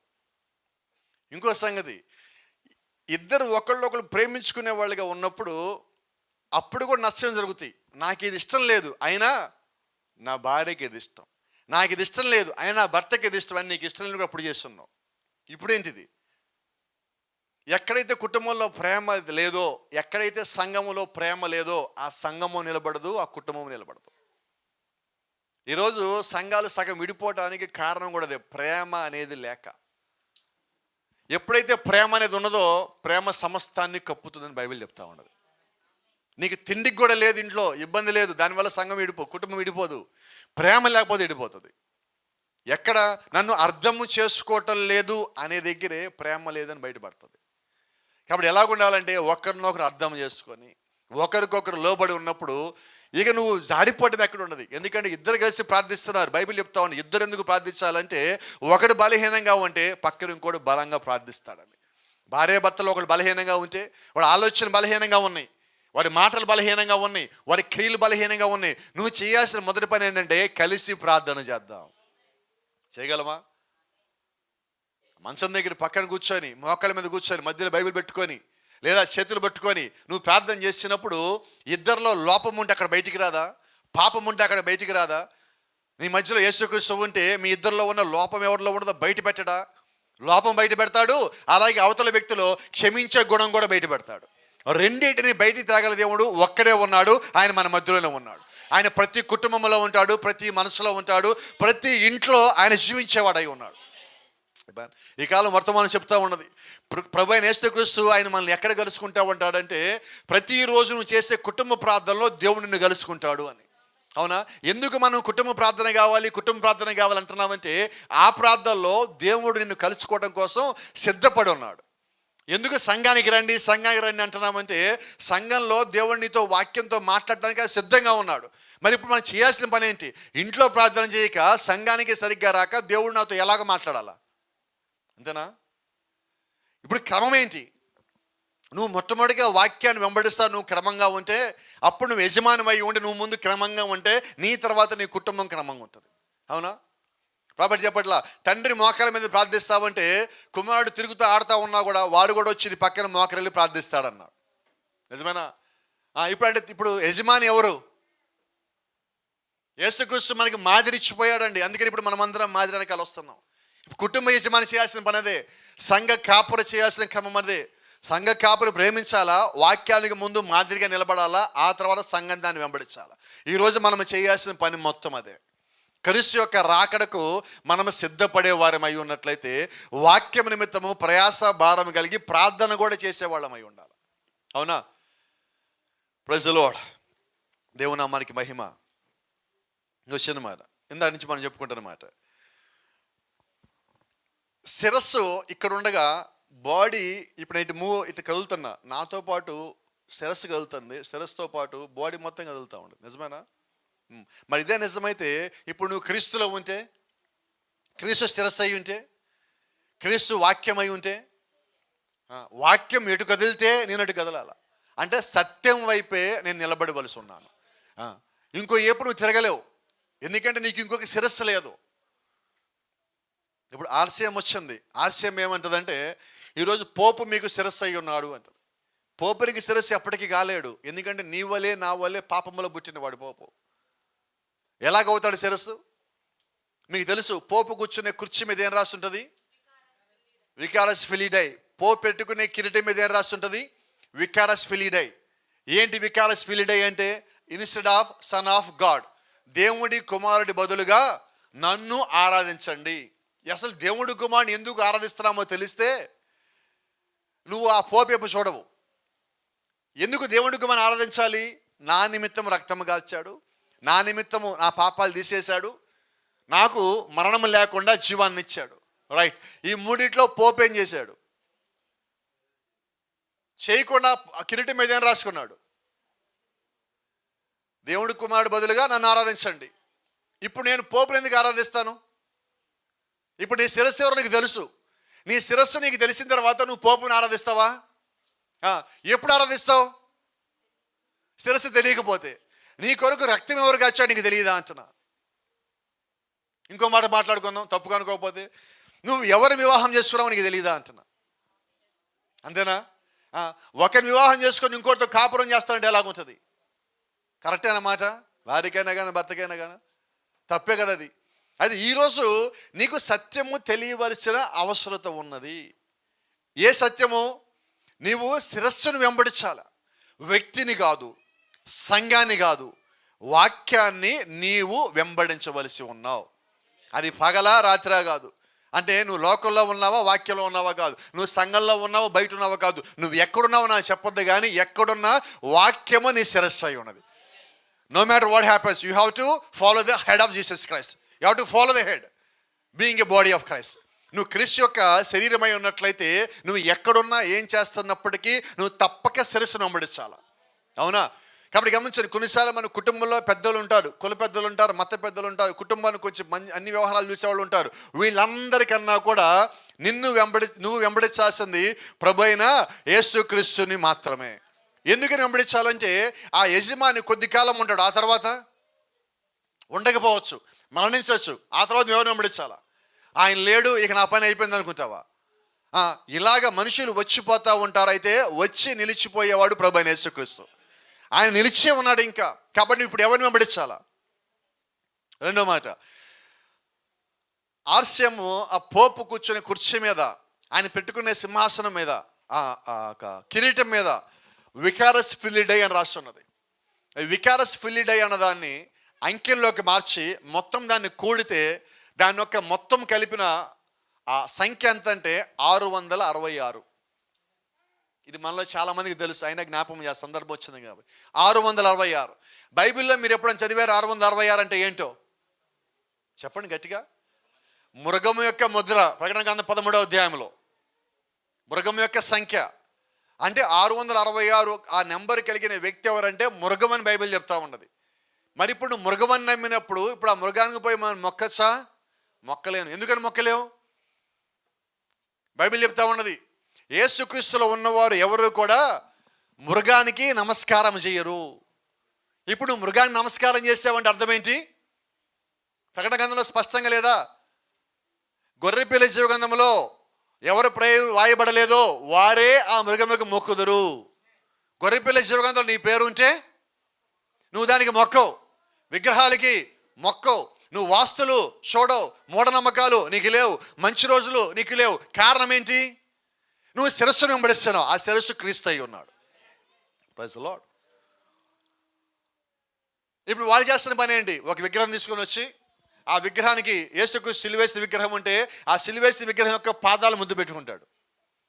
ఎవరి పాదాలకి? యేసుక్రీస్తు పాదాలు కాదండి, విగ్రహం పాదాలు. ఇప్పుడు మిగతా వాళ్ళు మొత్తం ఏం చేయాలా? అందరిలా విగ్రహానికి పాదాలు మొక్కాలి, పాదాలు ముద్దు పెట్టుకోవాలా. అయితే బైబిల్ ఏమంటుంది? నువ్వు ఏ విగ్రహానికి మొక్కద్దు. ఇప్పుడు నేను వెంబడించాలా? గొప్ప వ్యక్తి చెప్పాడని నీ పని చేయనా? వాక్యం చెప్పిందని నీ పని చేయనా? ఎందుకు వాక్యం చెప్పిన పని నువ్వు చెయ్యాలంటే నీ శిరస్సు వాక్యమై ఉన్నది. నీ శిరస్సు వాక్యము. నువ్వు అటు ఇటు తిరగడానికి లేదు. నీ పక్కన ఎవడు ఏం చేసినా నీవు మాత్రము వాక్యములో ఉన్నదే నువ్వు చేయాలి. ఎందుకని లేఖనం సెలవిస్తూ ఉన్నది, వాక్యములో లేనిది నువ్వు చేసావంటే పరలోక రాజ్యం నువ్వు పోగొట్టుకుంటావు. ఉన్నది తీసేసావంటే తెగుళ్ళు మొత్తం నీ మీదకి వస్తాయి. కాబట్టి ఇప్పుడు నేను చేయాల్సిన మొదటి పని, చివరి పని ఏంటంటే, ఏమి జరిగినా, నా పక్కన వాడు ఎవడేం చేసినా, నా ఇంట్లో వాడు ఎవడేం చేసినా, నేను మాత్రము వాక్య క్రమము దాటద్దు. గట్టిగా చెప్పగలమా? చేస్తామన్నోళ్ళు చెప్పండి. Praise the lord. దేవుని నామానికి మహిమ కలుగును గాక. గమనించండి, క్రీస్తు శరీరము మరణించి పాతి పెట్టబడి తిరిగి పైకి లేచింది. నిజమేనా? ఎప్పుడు ఆయన మనకి దేవుడై ఉన్నాడంటే తిరిగి లేచిన తర్వాత దేవుడై ఉన్నాడు. ఎందుకని? నా వలే మీరు జీవించండి, మిమ్మల్ని నేను తిరిగి పైకి లేపుతానన్నాడు. ఇప్పుడు ఆ మాట మనకి అప్పగించిపోయాడు. ఇప్పుడు మనం ఏం చేయాలంటే క్రీస్తు వలె జీవించినప్పుడు నువ్వు మరణించి పాతిపెట్టప్పటికీ కూడా నువ్వు మళ్ళా తిరిగి లేచే వ్యక్తివై ఉంటావు. ఎందుకంటే దేవుడు పైకి లేపినప్పుడు క్రీస్తుని శిరస్సుని మాత్రమే లేపలా, శరీరాన్ని కూడా పైకి లేపున్నాడు. కాబట్టి నువ్వు క్రీస్తుని లేపిన వాని ఆత్మ నీలో నివసించిన ఎడలా నీవు పైకి లేస్తావు. ఇప్పుడు క్రీస్తులు అంటే శిరస్సును లేపిన వాని ఆత్మ నీలో ఉంటే శరీరం కూడా పైకి లేస్తుంది కదా. మరి అదే నిజమైతే ఇప్పుడు నేను కలిగి ఉండాల్సిందేంటి? క్రీస్తు యొక్క ఆత్మ. నిజమేనా? ఇప్పుడు ఒక చిన్న ప్రశ్న, క్రీస్తు యొక్క ఆత్మ అంటే ఏంటి? పరిశుద్ధ ఆత్మ, దేవుడు ఆత్మ. మంచిది. అంటే ఏంటి? వాక్యమే కదా. మళ్ళా ఆది యందు వాక్యం ఉండెను, వాక్యము దేవుడు వద్దుండెను, ఆ వాక్యమే శరీరధారి అయ్యను, ఆయన మనకి వెళ్తే పరిశుద్ధాత్మ ఇచ్చాను. ఇప్పుడు మనం అదే పరిశుద్ధాత్మను పొందుకోవాల్సి ఉన్నాం. అంటే నువ్వేం పొందుకుంటున్నామంటే పరిశుద్ధాత్మ అంటే తిరిగి వాక్యమే పొందుకుంటున్నావు. ఏ వాక్యము? పరిపూర్ణమైన వాక్యం పొందుకోవటం, పరిశుద్ధాత్మను పొందుకోవటం అంటే వాక్య ప్రకారం అంతా నువ్వు జీవిస్తూ ఉన్నప్పుడు నువ్వు ప్రత్యేకించి ఆత్మను పొందుకోవాల్సిన పని లేదు. ఆల్రెడీ ఆత్మ లోపలికి వచ్చి ఉన్నాడు. ఎలా పొందుకోవాలి పరిశుద్ధాత్మను? పెద్ద ప్రశ్న కదా ఇది. ఎలా పొందుకోవాలి? నాకు తెలిసి ఒక చిన్న మాటను చెప్తాను, వీలైతే మీరు ప్రయత్నించండి. చాలామంది అంటారు, నువ్వు ప్రార్థించు పరిశుద్ధాత్మను పొందుకుంటావు. ప్రార్థించు పరిశుద్ధాత్మను పొందుకోవటానికి అది కూడా ఒక భాగం, దానివల్ల నువ్వు పొందుకోవు. ప్రార్థించు, అయితే దానికన్నా ముందు నువ్వు జీవించు. నువ్వు జీవించు, ప్రార్థించు. ఈ రెండు నీకు కావాలా. నేను జీవిస్తానని నేను ప్రార్థించట్లేదు, అవ్వదు. నేను ప్రార్థిస్తానండి, గొప్పగా ప్రార్థిస్తాను, రోజుకు 6 గంటలు 8 గంటలు ప్రార్థిస్తాను. మరి జీవితం, నువ్వు ప్రార్థనలో ఏం ప్రార్థించావో తెలియదు, కానీ నువ్వు జీవించే జీవితం మాత్రం కనబడుతుంది. అంటే ఈరోజు మనం కావాల్సింది ఏంటి? నువ్వు వాక్య ప్రకారంగా ఉంటే, నిజంగా స్థిరస్థితిని వెంబడిస్తే ముందు జీవిస్తావు. నువ్వు జీవించిన దాన్నే ప్రార్థిస్తావు. ఇప్పుడు నువ్వు పొందుకోకుండా ఎలాగ ఉండగలవు పరిశుద్ధాత్మని? ఈరోజు కావాల్సింది అదే. నువ్వు పరిశుద్ధాత్మను పొందుకోవాలంటే ముందు నువ్వు పరిపూర్ణమైన వాక్య క్రమంలో జీవించు. ఇంతకన్నా గొప్ప సంగతి ఉన్నదా? అయితే దీనికి చాలాసార్లు మనం ఏం చేస్తామంటే, మన జీవితంలో చేసే పనులు ఏవైతే ఉన్నాయో ఈ పనులన్నిటిలో చెడ్డవి చేయకుండా ఉంటున్నాం. చాలా సంతోషం. దాదాపుగా మానేసాం. మొత్తం మానేసామని చెప్పను, కానీ దాదాపుగా మానేసాం. అయితే ఒక్క సంగతి ఉన్నది. ఈ సంగతి చేసిన వాడు మాత్రం పరిశుద్ధాత్మని పొందుకోవడానికి చాలా దగ్గరగా ఉన్నాడు అంట. ఏంటి సంగతి అంటే, నీ ఆలోచనల్ని దేవుడికి సరెండర్ చేసావా? నీ పనులను కాదు, నీ ఆలోచనల్ని. ఎందుకంటే మనలో డేంజరస్ ఏంటంటే, నాలుక డేంజర్ అన్నాడు పౌలు గారు. మానవుని శరీరం మొత్తంలోకి నాలుక అన్నిటికన్నా ఎక్కువ జారత్వము గలది, అంటే నిలకడలో ఉండదని. నేనంటున్నా, దానికన్నా డేంజర్ ఉంది మన లోపల, ఆలోచనలో. ఇప్పుడు ఈ ఆలోచనని నేను దేవుడికి అప్పగిస్తే చేద్దామా? చేయగలమా?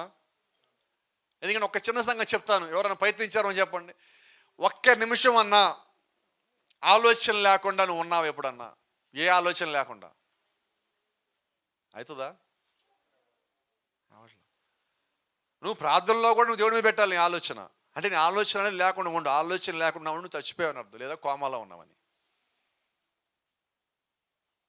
మరి ఆలోచన ఉన్నాయా లేవో? మనకి ఉన్నాయండి.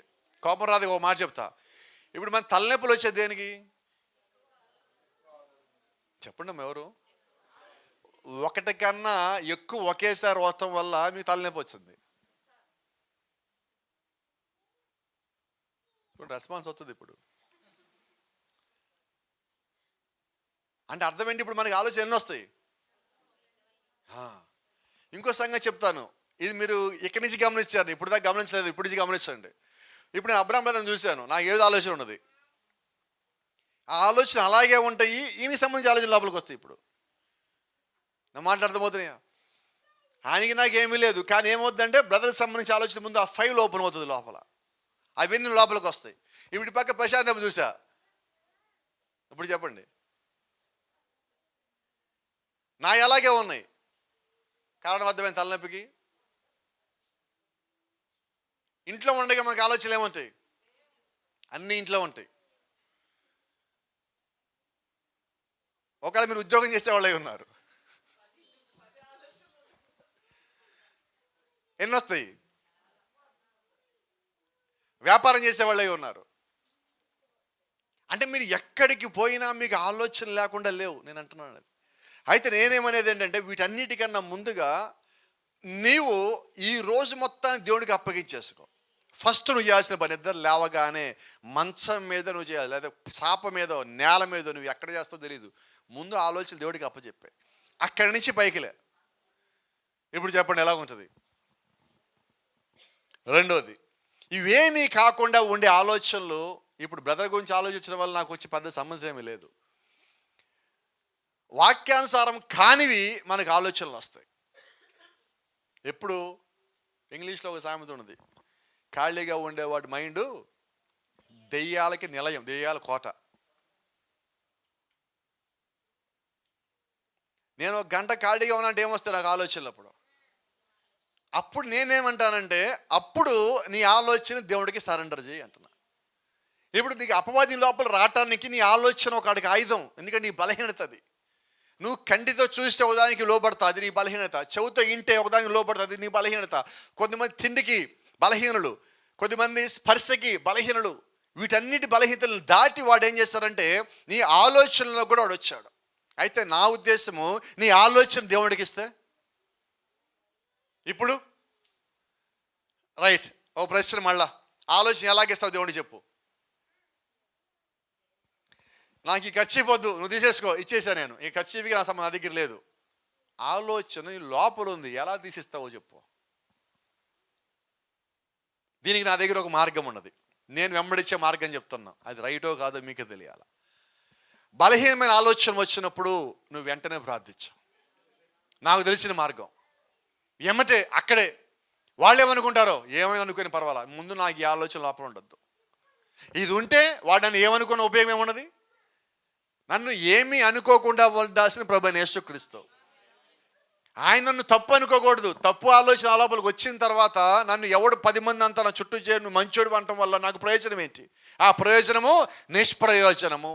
బైబిల్ చెప్తా ఉన్నది, ఒకప్పుడు మనము నిష్ప్రయోజనమై ఉన్నాము. ఈరోజు దేవుడు ఆయన రక్తం చేత మనకు ప్రయోజనం కలిగించే విధంగా మనల్ని అభిషేకించున్నాడు ఆయన ఒక వాక్యముతో. బైబిల్లో మాట చెప్తాను, మళ్ళీ ముందుకు తీసుకొస్తున్నా. వాక్యం ఎవరి వద్దకు వచ్చనో వారు దైవములనున్నారని మీరు ఎరుగరా? ఈరోజు మన దగ్గరికి వాక్యం వచ్చింది అంటే ఇప్పుడు మనం ఏమై ఉండాలి? రైట్. ఎప్పుడు నువ్వు అవుతావు దైవాన్ని చెప్పు. ఇప్పుడు నీ ఆలోచనలు పూర్తిగా నువ్వు దేవుడికి ఇచ్చినప్పుడు, నీ మాటలు నువ్వు దేవుడికి ఇచ్చినప్పుడు, నీ క్రియలు నువ్వు దేవుడికి ఇచ్చినప్పుడు, నువ్వు చేసే ప్రతి పని దేవుడు ఒక ఆలోచనతో నువ్వు కలిగి ఉండి చేస్తా ఉన్నప్పుడు, ప్రైజ్ ది లార్డ్. ఇవేమీ లేకుండా నేను సంఘానికి వచ్చి వెళ్ళిపోతాను భాస్కర్ గారు, నాకు ఇంతవరకు చాలంటే నాకు అభ్యంతరం లేదు. కానీ నీకు సంఘం రావడం వల్ల ఏ ప్రయోజనం ఉండదు. అవునా? నేను పాల్గొని సంఘానికి వెళ్ళాను, నాకేం మారలేదంటే మారవు కూడా. కోపడు మాకు మారవు కూడా. మారాల్సింది ఎక్కడ? నీ లోపల బుర్రలో మారాల, నీ హృదయంలో మారాల. నువ్వు ఈ 4 గోడల లోపలికి వస్తే నువ్వు మారవు. క్రీస్తుని లోపలికి ఆహ్వానిస్తే నువ్వు మారుతావు. నేను జీవించాలని ఒక పట్టుదల కలిగి ఉంటే, ప్రయాస కలిగి ఉంటే, ఒక భారం కలిగి ఉంటే నువ్వు మారుతావు. నీ యొక్క స్థానముగా నువ్వు ఎరుగుంటే అప్పుడు నువ్వు మారుతావు. నా స్థానం నేను తెలుసుకోనండి, నేను ఇలాగే ఉంటాను, నేను మారాలంటే అవ్వదు. కాబట్టి ఈరోజు బలహీనమైనది నీ నాలుకైతే దానికన్నా బలహీనమైనది డేంజరు నీ ఆలోచన. ఎందుకంటే నీ మనసుకి గాయమైందంటే ఎమ్మటే మనసు ఆలోచిస్తుంది నీకన్నా స్పీడ్గా. నాలుక బయటికి అనదు కానీ ఆలోచన లోపల జరుగుతాయి. ఒక మాట నాలుక బయటికి అనాలంటే లోపల 100 మాటలు ఆలోచించాక అప్పుడు బయటికి అంటావు. కాబట్టి డేంజర్ ఏది? అయితే బైబిల్ చెప్తా ఉన్నది, నీ నోరు లేకపోతే నీ నాలుక మాటలు పలకక మునిపే అవి ఆలోచనలుగా ఉండగానే దేవుడు వాటిని ఎరుగున్నాడు. ఎప్పుడు ఎరుగున్నాడు ఆయన? నిజమేనా? ఇప్పుడు దానికి ఒక సంగతి మీకు చెప్తాను, నిజమా కాదా అన్నది. నాతాను ప్రవక్త దావీదు దగ్గరికి వచ్చినప్పుడు ఒక మాట మాట్లాడాడు. దావీదు, నీకు ఒక సంగతి జ్ఞాపకం చేస్తున్నా.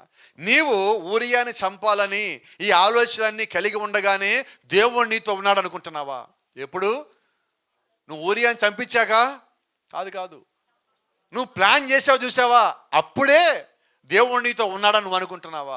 అంటే ఆలోచన చేసినప్పుడు దేవుడు లేడు. ఇప్పుడు చెప్పండి మన సంగతి ఏంటో?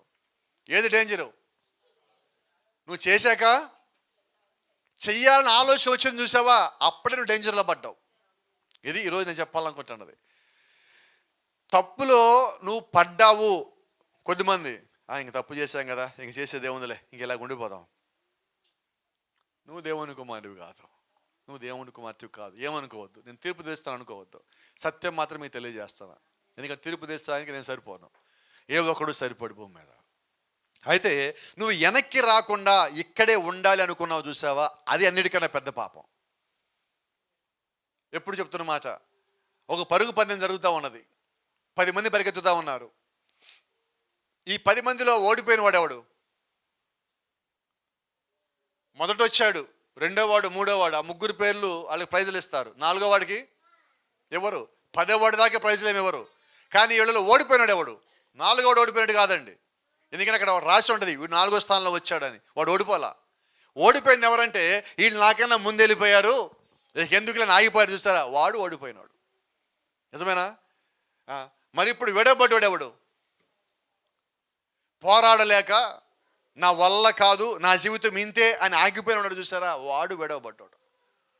నిజంగా నువ్వు దేవుని సంఘమై ఉంటే నువ్వు విడవబడిన దాంట్లో ఉండవు. క్రీస్తు యొక్క రక్తము నీలో ప్రవహిస్తావు అంటే నువ్వు పాపంలోనే ఉండవు. నువ్వు ఓడిపోయిన చోటే ఉండలేవు. ఎక్కడున్నావు అక్కడి నుంచి చెయ్యితో కేక పెడతావు.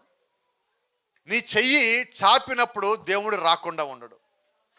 నువ్వు ఎక్కడున్నావో నాకు అనవసరం, నువ్వు ఎక్కడున్నా నీ చెయ్యొద్దు, కేకబెట్టు, ఆయన పిలువు. ఆయన వచ్చి నిన్ను మాత్రము ఉన్నతమైన ఒక స్థానంలో తీసుకుని పోతాడు. ఇంకోటి, సుస్థిరమైన స్థానంలో దేవుడు నిన్ను పెట్టున్నాడు.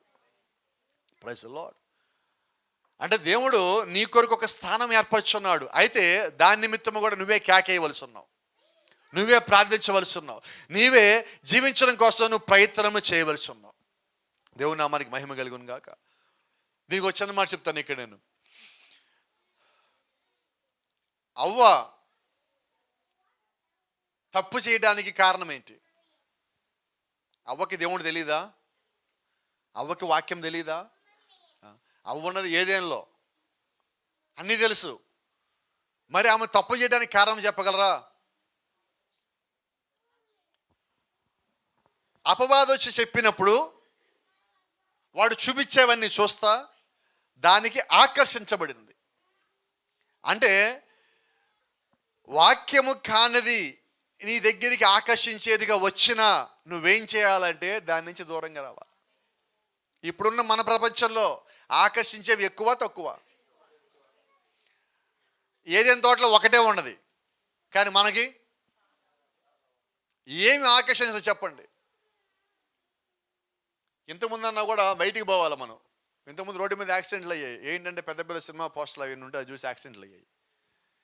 ఇప్పుడు మీరు గమనించిన సినిమా పోస్టులు దాదాపుగా లేవు ఎక్కడ, అయినా కూడా యాక్సిడెంట్లు అవుతున్నాయి. ఏంటి కారణం? హెల్మెట్ పెట్టి హెల్మెట్ లోపల ఫోన్ ఇట్లా పెడుతున్నాడు.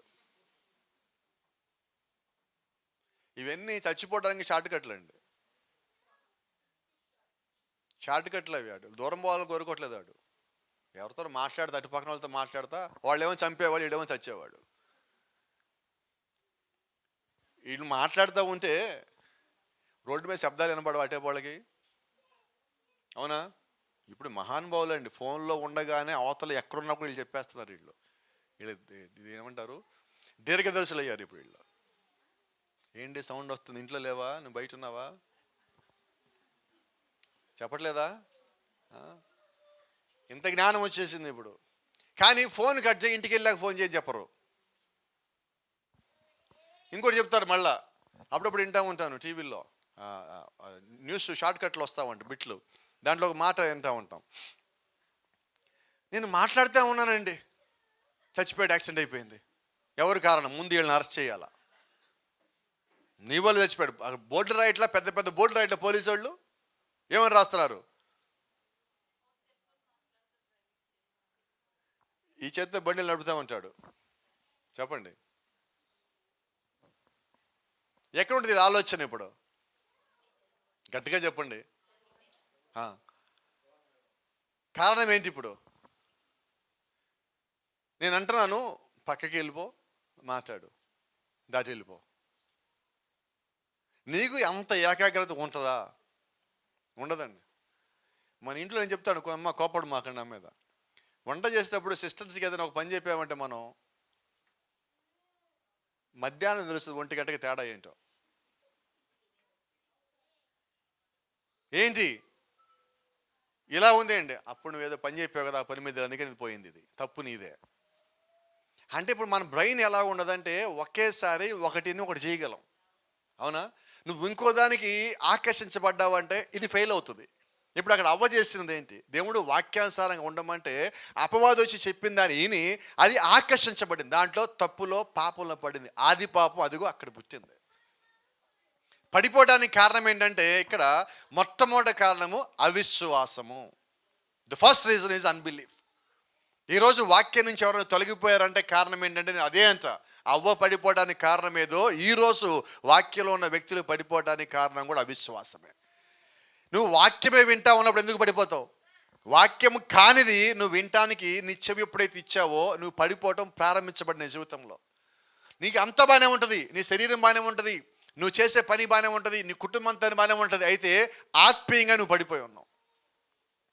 ఈరోజు మనం మాట్లాడుకున్నది అదే. నువ్వు ఆత్మీయంగా సరిగా ఉన్నప్పుడు నీ శరీరం బాగోకపోయినా నువ్వు పరలోకంలో గ్యారెంటీగా ఉంటావు.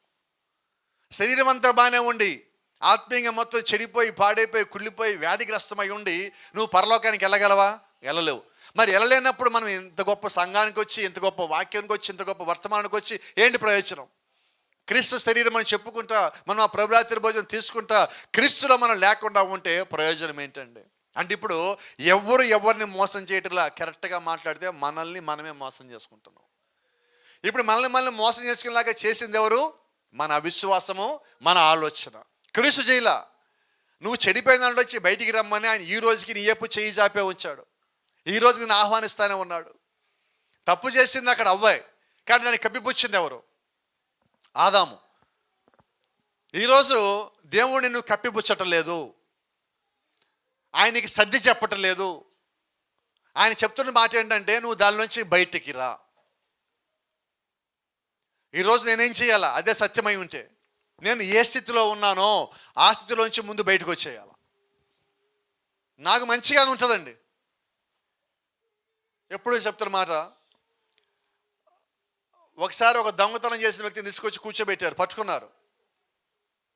ఎందుకు దొంగతనం చేసావని అడిగారు. పోలీసులు వచ్చేలోపు ఏం చెప్తాడు? చెప్పండి అమ్మా. పట్టుకున్నాడు, పట్టుబడ్డాడు, ఒప్పుకున్నాడు. ఇప్పుడు చెప్పండి. అతను దొంగతనం చేయడానికి కారణం చెప్తాడు. తన జీవితం ఎలాగో దొంగగా అయిందో మొత్తం మీకు చెప్తాడు. ఇవన్నీ చెప్పాక నీకేమనిపిస్తుంది? ఇతను దొంగతనం చేయడం తప్పే లేదు, కానీ చట్టం దృష్టిలో అలాగే అంటున్నా. ఇప్పుడు మరి క్రీస్తు విషయంలో నువ్వు పాపము చేయటానికి నీ కారణాలు ఎన్నైనా చెప్పు, నువ్వు తప్పు చేయడానికి నువ్వు కారణాలు ఎన్నైనా చెప్పు. అయితే నేను క్రీస్తు విషయంలో ఏంటి, వాక్య విషయంలో ఏంటి? నువ్వు చేసిన తప్పే. నువ్వు దాని నుంచి ఒప్పుకొని నువ్వు బయటకు వచ్చినప్పుడు నువ్వు క్షమించబడతావు. ఒప్పుకోకుండా మనం బయటకు వస్తే క్షమించబడవు. తలుసుగా చెప్పేది మళ్ళీ మీ జ్ఞాపకం చేస్తా ఉన్నా. 2 రకాలుగా ఉంటాం మనం తప్పులు ఒప్పుకోవటం. క్రీస్తు సంబంధి కానివాడు, వీళ్ళిద్దరు తప్పులు ఎలా ఒప్పుకుంటారో చూద్దాం. మొదటి వ్యక్తి సంబంధం లేనోడు. నేను పట్టుబడ్డాను, ఇప్పుడేం చేయాలా? ఎందుకు ఒప్పుకున్నా? నేను పట్టుబడ్డాను కాబట్టి, పట్టుబడ్డాను, ఒప్పుకున్నాను కాబట్టి ఇప్పుడు వచ్చి ఏమంటానంటే, అప్పుడు నేను తప్పు చేశాను. ఎందుకని? దొరికిపోయాం కాబట్టి. అదే దొరకకపోతే 100 ఏళ్ళైనా చెప్పడం. ఇప్పుడు ఇది క్షమించేదా? నిజం చెప్పండి, ఇది క్షమాపణ పొందుకుంటుందా? పొందుకోదు. రెండోది, పట్టుబడ్డాడు, ఇది కూడా ఒప్పుకున్నాడు. ఇప్పుడు నిజంగా పశ్చాత్తాపం కలిగి ఉన్నాడు కానీ ఇద్దరిలో ఎవరైనా కూడా, ఈ ఇద్దరిలో తప్పు చేసి ఒప్పుకున్న వ్యక్తికి, నేను దొరికిపోయాను కదా అని ఒప్పుకున్న వ్యక్తికి తేడా మీకు తెలుసా తెలీదా? తెలీదా? వాళ్ళు చెప్పే విధానంలోనే ఈ నిజంగా ఒప్పుకున్నాడా, నిజంగా మారాడా లేదో మీకు తెలుస్తుంది. అవునా? కాబట్టి ఇప్పుడు ఏం చెబుదాం మనం? నిజంగా మారితే నువ్వు క్షమించాలా, నిజంగా మారకపోతే నువ్వు క్షమించినా ప్రయోజనం లేదు. ఎందుకంటే ఈరోజు అపవాది కూడా దొరికిపోతే తప్పనే అంటాడు, సారీ అంటాడు. కానీ అపవాది నువ్వు ఎంత క్షమించినా ప్రయోజనం ఏమీ లేదుగా. ఎందుకంటే వాడు మారడు. మారేవాడైతే మొదటిసారే మారతాడు. అదే మనకు కూడా చెప్తా ఉన్నా ఇక్కడ ఉన్నందరికీ, ఒకే తప్పు నీ జీవితంలో పదే జరగద్దు. ఒకే తప్పు నీ జీవితంలో పదే జరుగుతూ ఉండదంటే అర్థం ఏంటంటే నువ్వు మారలేదు. ఈ ఉదయం దేవుని యొక్క వాక్యము నిన్ను హెచ్చరించేది ఏంటంటే, నువ్వు క్రీస్తు సంఘములో ఉంటే, ఆయన యొక్క ఆత్మను కానీ కలిగి ఉంటే, నువ్వు తప్పుని మళ్ళా చేయలేవు. అదే తప్పు చేయలేవు, వేరే తప్పు చేయలేవు. ఎందుకంటే ఒక్కొక్క తప్పులోంచి, ఒక్కొక్క పాపములోంచి నిన్ను బయటికి తీసుకొచ్చేదే యేసుక్రీస్తు యొక్క రక్తము, బయటికి తీసుకొచ్చేదే ఆయన యొక్క ప్రేమ. ఈరోజు నిజంగా నేను క్రీస్తుని ప్రేమించాడంటే చూడండి, నేను తప్పులన్నీ చేస్తానండి, అయినా కానీ నా దేవుడు మంచోడు, నన్ను ప్రేమిస్తాడు. ఎవరిని మోసం చేస్తున్నారంటే నిన్ను నీవే మోసం చేసుకున్నావు, వేరెవరు నిన్ను మోసం చేయాల. వాక్య ప్రకారం నువ్వు జీవించేటప్పుడు పాపము నీలో ఉండలేదు. నువ్వు పాపంతో కలిసి ఉండలేవు, నువ్వు పాపంతో ప్రయాణం చేయలేవు, పాపంతో కాపురం చేయలేవు. కాబట్టి జ్ఞాపకం చేసుకోండి, నువ్వు దేవుని యొక్క సంఘంలో ఉండగా, నువ్వు వాక్యం అనే శిరస్సును వెంబడిస్తూ ఉండగా, నువ్వు ఎట్టి పరిస్థితుల్లో ఏ అపరాధంలో పడలేవు. రెండో సంగతి, దేవుడు నిన్ను పడనీయడు. మూడో సంగతి, ఒకవేళ పడేసినా నువ్వు దాంట్లో ఉండలేవు. దేవుడు దేవుడి వైపు తిరిగి పరిగెత్తుకొని లేచి వచ్చేస్తావు అక్కడి నుంచి. నీ దెబ్బలైనా గాయాలైనా నువ్వు వాక్యంలోనే కడుక్కుంటావు. ఈరోజు నువ్వు ఆ స్థితికి ఆ స్థానానికి రావాలా. నేను వెంబడిస్తానండి, క్రీస్తు నా దేవుడు అండి, బాప్టిజం పొందానండి, ప్రభుత్వం తీసుకుంటానండి, ఇవన్నీ తర్వాత మాటలు. ముందు నీ జీవితం ఎంతగా జీవించాలి, ఎంతగా మాట్లాడాలంటే క్రీస్తే నీ జీవితంలో కనబడాలి. ఇప్పుడు ఈరోజు మనం ఎక్కడికైనా వెళ్ళండి, ఇక్కడ అందరూ ఉన్నారు, పురుషులం అందరం ఉన్నాం, మన ఉద్యోగానికో పని నిమిత్తమో తెలిసిన వ్యక్తుల దగ్గరికి మనం వెళ్ళాం. వాళ్ళు మొట్టమొదటిగా చూసేది నీ శిరస్సే, నీ తలే చూసే, నీ తలను బట్టి పలకరింపు ఉంటుంది. ఒకవేళ ఈ తల లేకుండా, ఇక్కడ దాకా లేకుండా ఈ బాడీ వరకు ఎవరికైనా ఇంటికి వెళ్తే ఎవరు గుర్తుపడతారు? హూ ఆర్ యూ అంటారు, అంతేనా? దాని పేరేంటి? మొండెం. అంటే నీకు పేరు లేదు క్రీస్తు లేకపోతే. అంటే నువ్వు వాక్యానుసారంగా జీవించకపోతే ఎవరు నువ్వు? శిరస్సు లేని మొండెం. వాక్యంతో అతకబడే నువ్వు ఎప్పటికీ ఉండాలి. ఆయనలో ఏముందో నీవు అదే ఉండాలి. అలా లేనప్పుడు నువ్వు విశ్వాసాన్ని చెప్పుకున్నా కూడా ప్రయోజనం ఏమీ లేదు. దేవుడు నిన్ను ప్రేమించింది నిజం, నువ్వు వాక్య ప్రకారం ఉండమని చెప్పింది నిజం, దానికోసం వాక్యం ఇచ్చింది నిజం. ఆ మేడగదిలో దేవుడు తనలో ఉన్నది మొత్తం కుమారులో కుమ్మరిస్తే, కుమారులో ఉన్నది మొత్తం సంఘంలో కుమ్మరించాడు, అది నిజం. కాబట్టి ఈరోజు దేవుడు ఎక్కడ ఉన్నాడంటే ఆయన యొక్క సంఘంలో ఉన్న విశ్వాసుల్లో ఉన్నాడు. మేడగది బిల్డింగ్లో లేడండి ఆయన, మేడగదిలో ఆయన లేడు. మేడగదిలో ఉన్న ఆయన సంఘములో ఆయన ఉన్నాడు. మేడగదిలో ఉన్న 120 మంది ఆయన ఉన్నాడు. వాళ్ళు మేడగది నుంచి కిందకి దిగిన తర్వాత మేడగదిలో ఏమీ లేదు, ఆ 120 మందిలో ఆయన దిగి వచ్చి ఉన్నాడు. మరి అదే నిజమైతే ఈరోజు దేవుడు ఎక్కడ ఉన్నాడు? ఆయన యొక్క సంఘంలోనే ఉన్నాడు అంటున్నా. ఆయన యొక్క సంఘం ఎవరంటే ఆయన యొక్క శరీరము. ఇప్పుడు ఆయన యొక్క ఆత్మ ఎక్కడ ఉందంటే ఆయన యొక్క శరీరంలో ఉన్నది. ఆ శరీరంలో మనం కూడా భాగస్థులమై ఉన్నట్లయితే, మనం కూడా సభ్యులమై ఉన్నట్లయితే, అదే మేడగదిలో ఉన్న పరిశుద్ధాత్మ ఈరోజు ఆయన సంఘములో ఉన్న వ్యక్తులలో ఇంకా ఉన్నది. పరిశుద్ధాత్మ కలిగి ఉన్న వ్యక్తి ఎన్ని పాపాలు చేస్తాడు? 1, 2. అసలు నువ్వు ముందు నడిపించబడవు అబద్ధంలోకి. వేరే దాని చేత నీ మీద ప్రభావం పడనీయుడు దేవుడు. అది పరిశుద్ధాత్మ యొక్క నడిపింపు, నాయకత్వం అంటే. నీ దగ్గరికి ఒక తప్పు వస్తున్నా, ఒక అబద్ధం వస్తున్నా, ఒక మోసం వస్తున్నా, ఒక పాపం వస్తున్నా నీకు ముందుగానే తెలియజేసేవాడు పరిశుద్ధాత్ముడు. ఇప్పుడు నేను పడిపోకుండా ఆయన కాపలా పెట్టాడా లేదా? అయితే మనం ఏం చేస్తున్నామంటే, లేఖనంలో ఒక భాగం ఉన్నది, పరిశుద్ధాత్మను దుఃఖపరచకుడి అంటే అర్థం ఏంటి? ఇప్పుడు పరిశుద్ధాత్మ నాకు కావలి పెట్టాడు, పరిశుద్ధాత్మ నా లోపల పెట్టాడు, ఇవన్నీ చేసిన దేవుడు ఇప్పుడు ఒక మాట అంటున్నాడు, పరిశుద్ధాత్మను grieve not the spirit of God. ఏంటి కారణం అంటే ఈరోజు మనము ఎంత గనులుగా ఉన్నామంటే భూమి మీద పరిశుద్ధాత్మను కూడా దుఃఖ పెట్టే స్థితికి వచ్చి ఉన్నాం. ఒక్క మాట చెప్పగలరా? పరిశుద్ధాత్మను దుఃఖ పెట్టే పని ఏంటి? ఒకసారి లోపల అనుకోండి చాలా, చెప్పొద్దు. రెండోది కూడా లోపల అనుకోండి, నేను ఇప్పుడు ఆ దుఃఖ పెట్టానా లేదా? చాలు, నాకు చెప్పదు బయటికి సమాధానం. దీని వరకు అయితే లోపల మనల్ని మనం ప్రశ్నించుకుందామా, నేను పరిశుద్ధాత్మను దుఃఖ పెట్టానా లేదా? ఎన్నిసార్లు లెక్కొద్దు, ఎందుకంటే మన లెక్క రాదు, సరిపోదు. ఒక్కసారి నిజంగా నేను దుఃఖ పెట్టానా లేదా? దుఃఖ పెడితే ఒక మాట అందాం, ప్రభువా నన్ను క్షమించు, నేను మళ్ళా దుఃఖ పెట్టను. నువ్వు సంఘానికి వచ్చాక నీకు ఏదైనా ప్రయోజనం ఏంటంటే, నువ్వు పరిశుద్ధాత్మను దుఃఖ పెట్టకుండా ఉండటమే నీకు కావాల్సింది, నువ్వు కలిగి ఉండాల్సింది. ఎందుకంటే క్రీస్తు వచ్చే సమయానికి సంఘము నిష్కళంకముగాను, అనింద్యముగాను, పాపము లేనిదిగాను, మచ్చ ముడత మరక లేనిదిగాను ఉండాలని నిర్దోషమైన రక్తము చేత దేవుడు మనల్ని, వాక్యమనే ఉదక స్నానము చేత దేవుడు మనల్ని కడిగి ఉన్న కారణం ఏంటంటే, ఆయన వచ్చేసరికి మనము రెడీ అయి ఉండాలి. ఆయన రెడీ చేయడు. సంఘానికి ఆత్మనిచ్చి, వాక్యాన్నిచ్చి, 7 పనివాళ్ళనిచ్చి రెడీ చేయమని చెప్పాడు. ఇప్పుడు రెడీ అయ్యాక ఇప్పుడు ఆ తలరాయికి అది వచ్చినప్పుడు మనం అతకబడాలి. తలరాయి రెడీగానే ఉన్నది, సంఘం రెడీ అయిందా? ఇంకా రెడీ అవ్వటల్లా. ఈరోజు మనం ఎలాగ ఉన్నామంటే, ఎత్తుబాటు అనే పదం మనం వాడుతున్నాం, అంత్యకాల వర్తమాన సంఘం అనే పదం మనం వాడుతున్నాం. కానీ మన జీవితాలు చూస్తే నిజంగా దేవుడు రాకడ వచ్చేస్తుంది అని సిద్ధపడేలాగా ఉన్నదా? నిజంగా మాట్లాడదామండి, నిజం. రోజులో 7 రోజులు ఉన్నాయి కదా వారానికి, వారంలో 7 రోజుల్లో రాకడ వచ్చేస్తుంది, నాకు భయంగా ఉంది, నేను సిద్ధపడాలి అన్న పదం ఎప్పుడైనా ఒక్కసారి వచ్చింది మన లోపలికి? 7 రోజుల్లో అవునా? ఇప్పుడు మనకి భయం ఎక్కడా? లేదండి. ఈ కాలంలో లేనిది కూడా అదే. కానీ చూడండి, మీకు గమనించారు లేదో, మనం ఒక చోట పని చేస్తున్నాం, ఒక యజమాని దగ్గర పని చేస్తున్నాం. ఆ యజమాని మన కళ్ళ ముందు కనబడగానే మనం ఎలాగుంటాం? భయంగా ఉంటామా?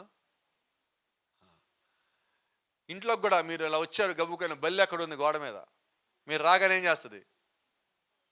గబో దగ్గర వెనకాల వెళ్ళిపోతుంది. అంటే ఇప్పుడు అది భయం గల బల్లి. మరి మనం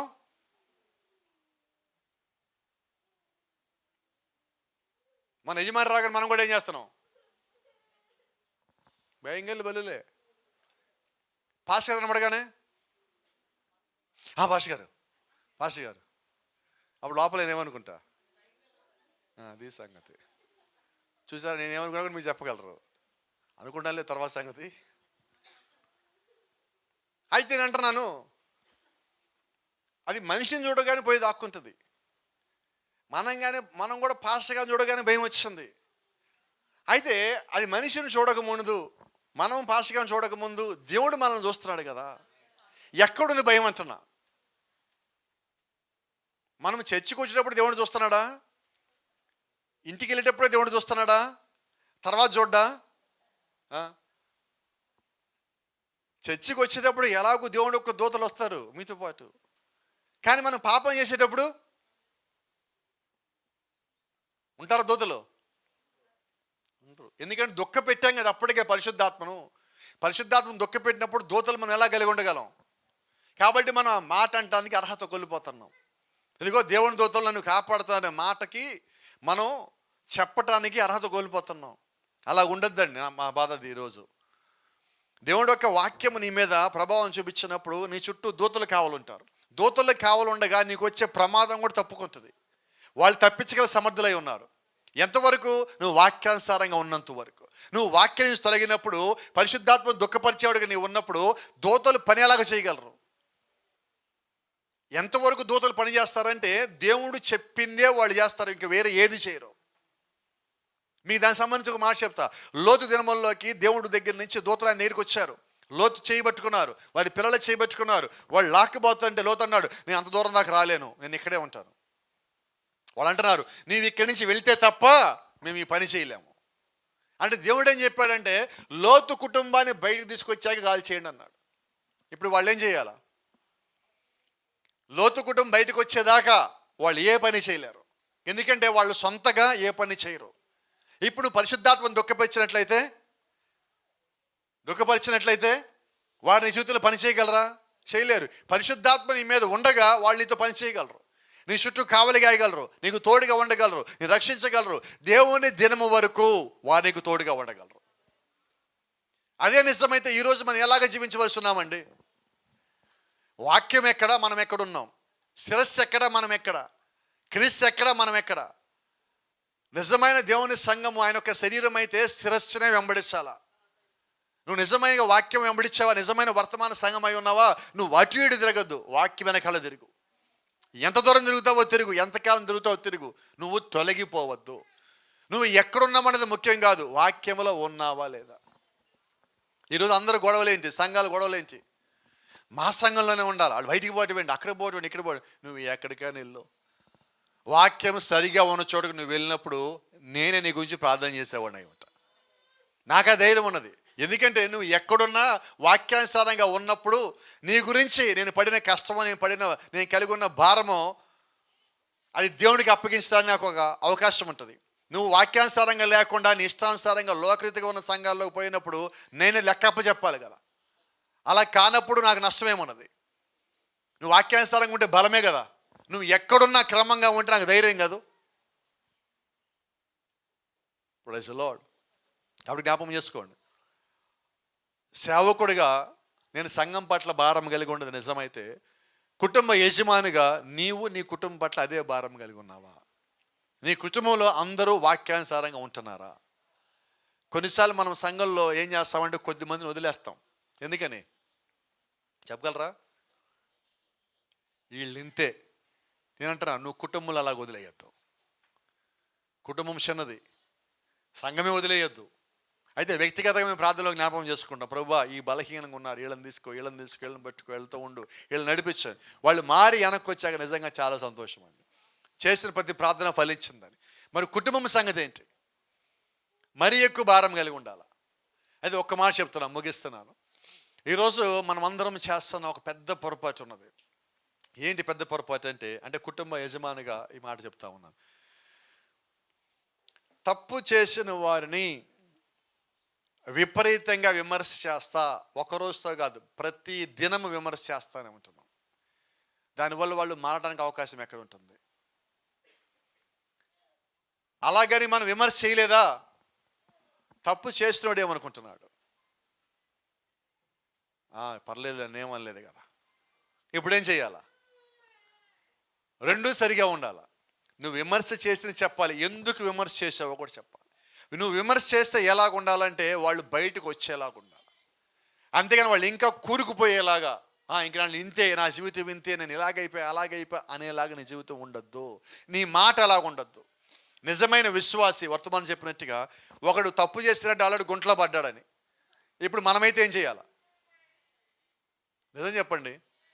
నిజమైన విశ్వాసి అయితే నువ్వు గుంటలో పడ్డ వ్యక్తిని బయటికి లాగాల. ఇప్పుడు మనం ఏం చేస్తామంటే గుంట ఇంకా పెద్దది చేస్తున్నాం. ఇంకోటి చెప్పి వాళ్ళ గుంట పెద్దదవుతున్నది. వాడు ఎప్పుడు బయటికి రావాలా? అంటే గుంట బయట ఉన్న వ్యక్తి చెయ్యి చాపి వాళ్ళని బయట తీసేవాడిగా ఉండాలా? ఆ గుంటలో ఉన్న వ్యక్తి మీద ఇంకో రాయి వేసేవాళ్ళగా ఉండాలా? సరే, ఇదే కుటుంబం గురించి మాట్లాడుకుందాం. ఇప్పుడు మన కుటుంబంలో ఎవరో తప్పో పాపమో చేస్తారు, మనం ఏం చేద్దాం? రాళ్ళేద్దామా? గుంట పెద్దది చేద్దామా? లేదా వాక్యంతోనూ ప్రేమతోనూ ఉండి వాళ్ళని బయటికి లాగేద్దామా? ఆ పాపంలోంచో తప్పులోంచో నువ్వు బయటికి లాగినప్పుడు నేనంటా ఉన్నా, నువ్వు నిజమైన క్రీస్తు ఆత్మ కలిగిన విశ్వాసమే. నువ్వు పాపంలోంచి బయటికి లాగటానికే భూమి మీదకి వచ్చావు. బైబిల్ చెప్పట్లేదా? నశించిపోయే అనేక మందిని అగ్నిలోంచి బయటికి లాగటానికి నువ్వు భూమి మీదకి వచ్చావు.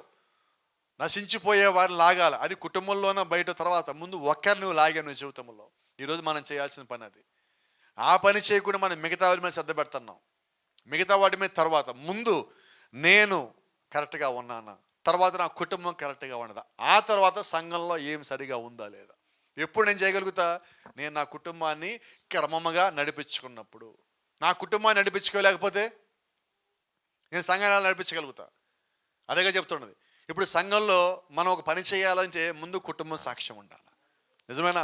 మరి ఆ సాక్ష్యం ఎక్కడున్న ప్రతి ఒక్కరూ కలిగి ఉన్నప్పుడు సంఘం బలంగా ఉండదా? సంఘం అంటే కుటుంబాలే కదండి. కుటుంబాలు అంటే వ్యక్తులే కదండి. వ్యక్తి సరవ్వాలా, కుటుంబం సరవ్వాలా. ఆ కుటుంబం సంఘంలోకి వచ్చాక సంఘంలో తప్పుడు అంటే సంఘం సరవుతుంది.